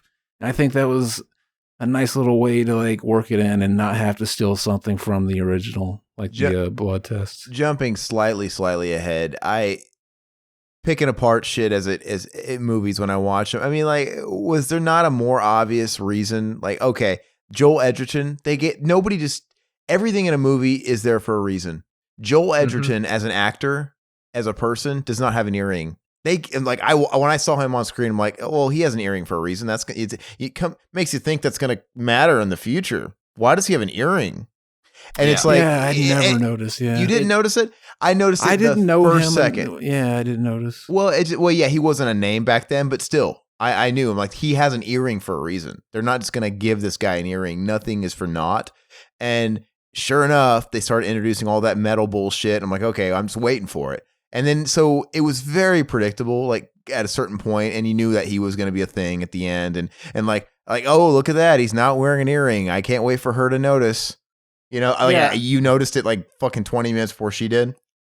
Yeah. So like, I thought the worst CG was the origin of the two-headed creature scene where we find out one of those faces belongs to Lloyd Christmas. Like I said, I knew he looked familiar in John Carpenter's movie, but like we don't get any cool practical effects or even decent CG with this monster, which is like kind of a travesty because this is like the iconic monster that was on promo posters for the 80s version. Like I think one of the earliest posters was just the screen grab from the movie of that character or that monster's face, just really close up, and it was like, ugh. Mm-hmm. And like, yeah, so it shows up in the prequel. We finally get to see it in action, and it just kind of looks like a cartoon the whole time. For me, the worst looking CG monster, it's a toss up between that and then the monster at the end when they're in the UFO.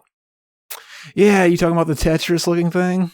Oh yeah, because originally when they went down there, they found the bodies of the dead alien pilots, but they had to cover up with CG, so that weird Tetris thing. That's where Body's supposed to be. Yeah. Yeah, and originally she was supposed to have a face-off with a thing that had mimicked one of the pilots instead of the head researcher who's like, no, we got ironically, like in the thing from our world, there's a scientist like, no, we got to research this creature. It's a breakthrough for science. Mm-hmm. She fights the monster version of him at the end instead of, the thing disguised as one of the aliens. That's a bad CG too. Whenever like we see his human face on it, it's like you could have showed it really quick and then just moved, but like they really made sure you saw it. Like, oh yeah, it's the same guy. It's that guy. It's like, well, it doesn't even really matter. Like we know it. She followed him down there because the movie. I did a little research. The movie was originally supposed to come out in April of 2011, but they had to push it back to October to do the reshoots and also CG everything. And you can tell, like I noticed this while watching it, it's almost like you can tell exactly when the reshoots kick in, because I wrote down, it's weird that they made it a point to disable all the vehicles because they end up rewiring one to follow the guy exactly who also has a vehicle. So it's like usually like you would just not even write that into the script if you were already like. Yeah, it's just weird how they kind of. So yeah, they chase him to like the area where the fucking the underground ship is, because like he's trying to like get in it and leave and spread and infect the whole world. And then like we get the really weird scene with the beam of light that looks like it's made up of weird pixels that are configuring and moving like a puzzle. And that was she originally walks in and sees like the leader who was controlling the ship had like commit suicide and was hanging there. And she's reacting to that, but they repurpose it and just put like some beam of light in front of the character. Yes. And there's actually like behind the scenes footage of that like monster hanging there. And apparently like they designed it to look like the original description from the short story that the whole series is based on. And yeah. So like, long story short, they defeat the monster and get out. Then we have the ending where they're getting ready to leave, and she notices that he's not wearing his earring anymore. and she burns him. And then that's followed by the scene with the rescue helicopter showing up to the base, leading to the dog escaping, and the lead in to John Carpenter's The Thing, baby. Which I will say, I do appreciate the fact they left the fate of Mary Elizabeth's character sort of on an ambiguous note, because you don't know what happens to her after she burns Joel Edgerton. Yeah, apparently, like in the original script, like they made it clear that she didn't make it to, like, so nobody survived in the original script. But like, Yeah. did you guys notice that there was never any scenes of them filming their stuff with the ship under the ice? Yeah, that was, they retconned that because, you know, in the 82 movie, they clearly identified that, yeah, they found the ship and they tried to blow it out of the ice with thermite charges, but it didn't work, and they found the alien, they brought it back, it thawed out, probably not in the best of moods, and it killed everyone there. Unless they're like implying that they did that before the Mary Elizabeth character even made it to the site. Maybe that was like before we joined the crew. See, that's the problem. I think the biggest problem with this movie is that, for one, it lacks surprise, and two, you know how it's going to end because the movie after it. Yeah, I remember like people were making, like, a lot of people. I remember I didn't go see the Thing remake or the Thing prequel because like we know how it's gonna end, and people were saying the same thing about like the Bates Motel series, and it's like, yeah, like I'm fine. Like we all go see fucking Friday the 13th Part 3 knowing how it's gonna end too. Like, to me, it's just about the ride, and hopefully, like, because I remember, like, I went into the theater not knowing that, like, they shot it all with practical effects, and then it just got, like, if I would have known that before, and then, like, been sitting there waiting to watch these practical effects, and like, saw some of the CG, I'd been like, what the fuck? I mean, if that's what the general population felt and thought, I mean, then there would be absolutely no market for biopics. Oh, I'm not seeing that Queen movie. I know he dies of AIDS. You know what I mean? Like, I don't think most people give a shit about that. Yeah. Well, I think also with this movie, it lacks any tension or suspense. It never gives you enough time to be like, oh, could this person maybe not be a thing? It's just like, roar, I'm a monster. Yeah, like I was saying with the scene with the cleanup in the bathroom, it's just like it kind of lays on some of the paranoia, but then immediately just, and apparently, like, yeah, that was kind of fixed to be like that in the editing room because of like the people in the test, which is weird. Like, why do they do test screenings for movies like this, but like you never hear about them doing test screenings for like these big drama movies? You'd think they would be like, you know what? The general audience don't know how to make fucking movies. Let's not listening to them. Like, I don't get that. Studios are weird, man. Yeah. I got some fun facts like the other ones. I got like 4 of them here. Director Matthias Van Heijingen Jr. has such a negative experience with the film due to constant studio interference that he claimed he had lost his passion for filmmaking and retired for nearly a decade. Although he has been working on films again in Norway, he has since vowed never to work with an American studio again. Damn. The film was originally set for release. You talked about this, but however, the studio demanded extensive reshoots, which included new CGI effects, re-editing scenes for a possible PG-13 release. Ugh. Was the movie rated PG-13? It was rated R. Okay, so they didn't go that far. So yeah, then the film was finished just 2 weeks before opening in theaters on October 14th, 2011. This was mostly due to last-minute demands by the studio after the director's cut had already been finished. And then the last one I got is the character Colin, Jonathan Walker, can be seen with his throat and wrist sliced at the end, which is the exact way the Americans find him in the John Carpenter's The Thing. A scene was filmed showing how Colin had locked himself in the room behind the door where Carter puts his axe in. He then hears movement from the arm thing closing in on him, which, with nowhere left to go, Colin takes his razor, slices his wrists, and then slits his own throat. The scene was deleted for pacing reasons, but can be viewed as bonus features on the Blu-ray. Which, yeah, I looked it up. The budget for the Thing prequel was $38 million, and it bombed. It only made $31 million at the box office. Both of these fucking movies bombed, yeah. Apparently they used, they found out the height of Kurt Russell, and they like basically they had like stills of the from the movie throughout like the whole time they were building sets because they wanted to make sure it was like, you know, to like they found out his height so that like seeing him in the scenes they could like gauge how like high the ceilings need to be for that facility. They wanted to make it as close to the original as possible. Yeah. I like, that's that kind of like looking into what you're doing. I like that. Ultimately, though, fucking the studio fucked it up, Ava. I think this is the ultimate example of me walking into a movie with the absolute lowest of lowest expectations, and because of that, I didn't hate it. I think it's just it's junk food. It's harmless popcorn fun. Mhm. I mean, I'll this is the segue into our opinions of it. I give it a 6. I mean, I didn't hate Me it. too, I enjoy yeah. it. You know, and it's like it's harmless. It's harmless junk food. So If we could get like that original edit that's more like the John Carpenter and like fucking the practical effects, I wonder. Yeah, I mean, at the worst, it's just still like a 6. Like fucking, it's just, you know, popcorn flick, a lot like, you know, a slasher movie. Yeah, I don't think it could make it worse. I don't know. Because I really had, you know, when we did this is the first time that I had watched a prequel, and beforehand, you know, I had no desire to really watch it because based on what I'd seen for like clips and whatnot, I just don't look all that interesting. And having finally see it, I fall in the middle. It's not bad. It's not good. It's just all right. Mm-hmm. For me, at its best, it's a 5. At its worst, it's a 4. Mm-hmm.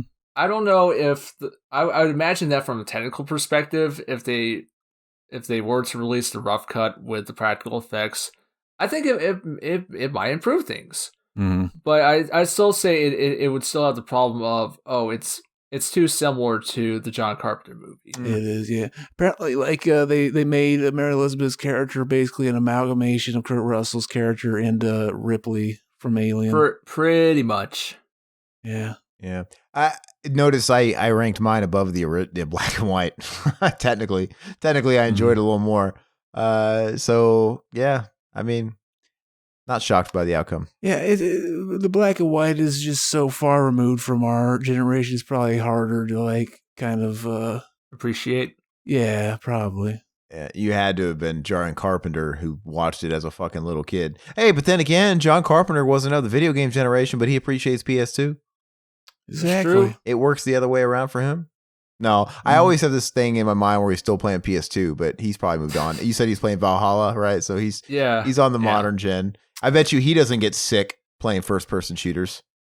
I wonder if they tried to get him involved with this one, or if it was one of those where it's just like they didn't, and you know, it's like John Carpenter said when they, you know, it's like when they remake his movies, like I extend my hand and a paycheck falls in. And I'm not sure how much money he would have gotten from this. Like what monetary stake does he have in the thing? Really, you know, it was based on a prior work.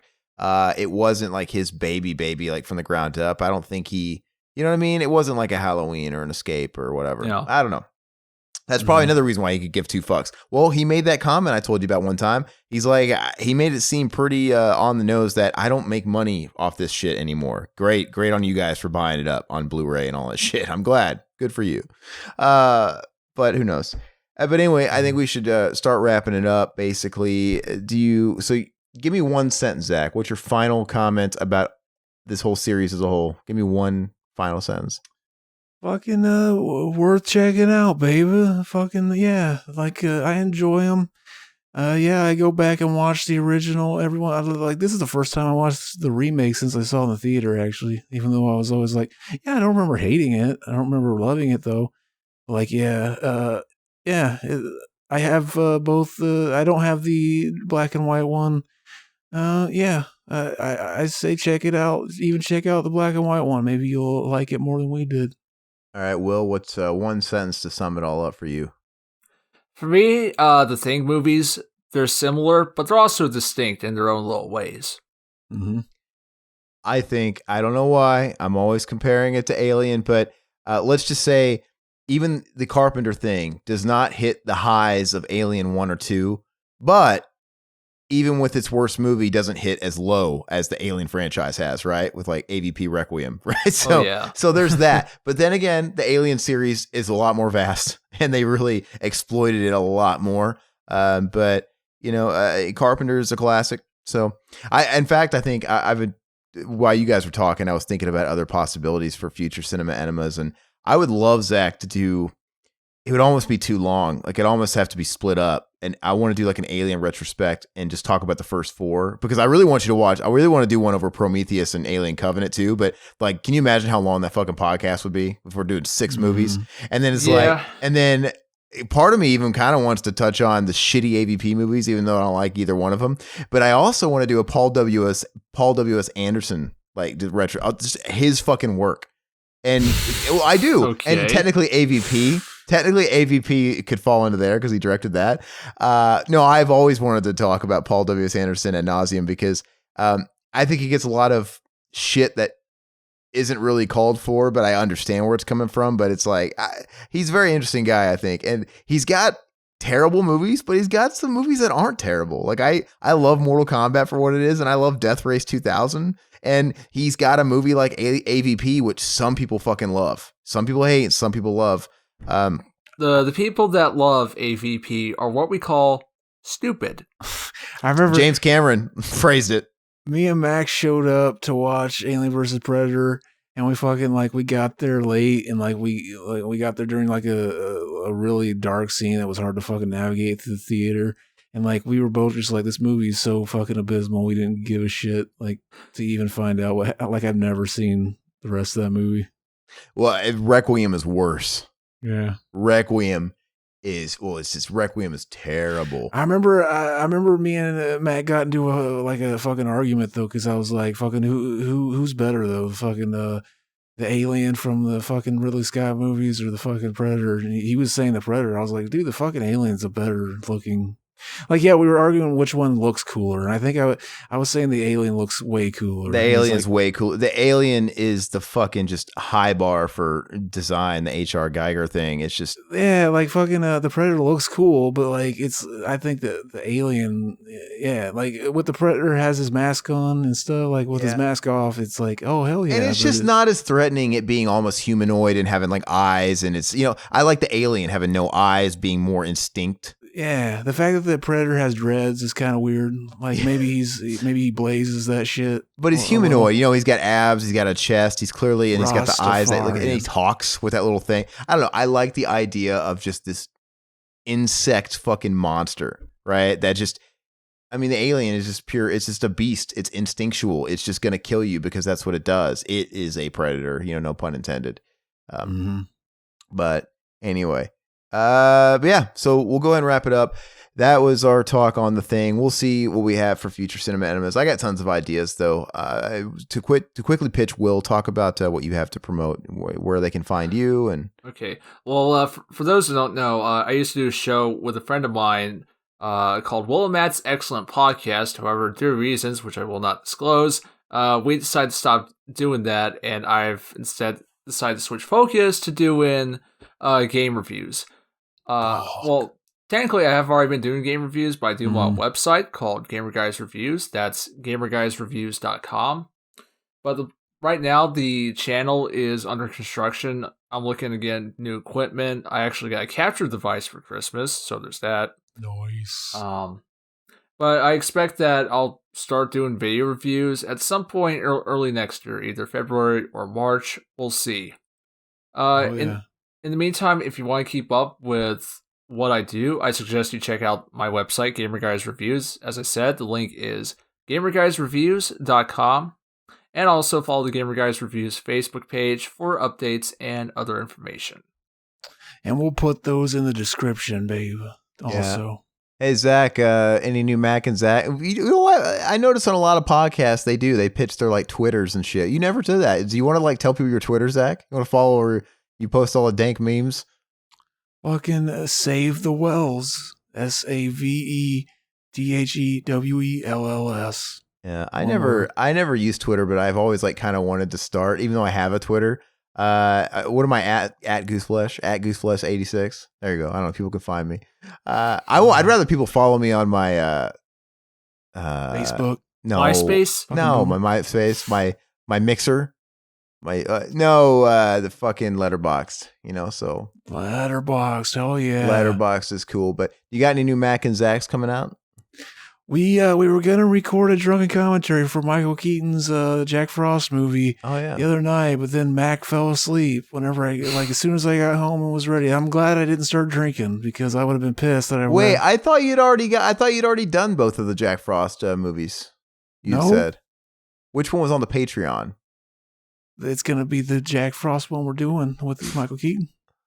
Okay, so you guys It's probably going to come out more around New Year's. We're going to get it done, baby.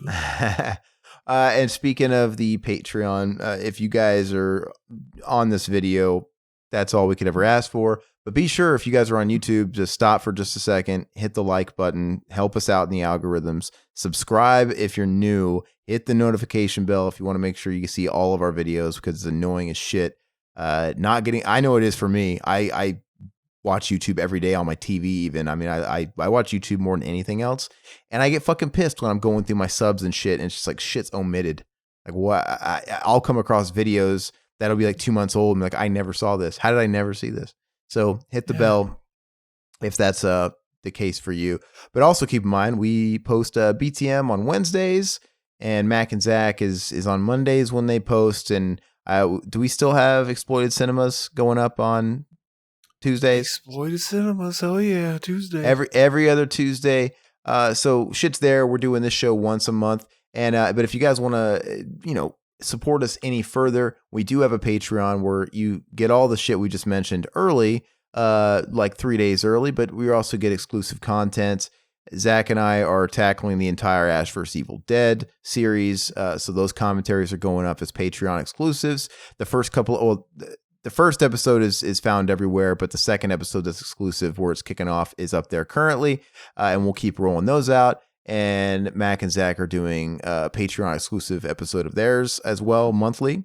And as well as some behind the scenes shit and various video reviews from things like Riverman and a couple by myself. And let us know if you guys join that and you guys have any suggestions on other things you might like as well. We're always, there's also some good shit on there too, like prank calls, stuff that like got buried and we swore never to release it. And we're like, oh, okay, Patreon's a thing. We'll just let it out to a select few people. But it's too embarrassing to let the whole world hear it. Like that prank call. That's just I just did a pee into a cup. Oh yeah, how come we didn't do it on the microphone like you always do? Figured it would have ruined the pacing. Yeah. And last but not least, I mean, obviously, if you guys are on YouTube, make sure to follow the links below to take you over to Apple Podcasts, Spotify, Google Play, Stitcher, all that good shit. And Teespring, if you guys want to support us and get something tangible in return. We got a lot of cool merch out there, and they always kick us back a nice percentage. But other than that, thank you so much. Merry Christmas. It's Christmas today. You're not hearing this on Christmas, but we hope you had a good holiday. But I think more applicable is have a happy new year, right? Oh, yeah. Yeah. Have a happy new year. All right, guys. That's all we got. Catch you later. Bye-bye, puppets. All that stuff.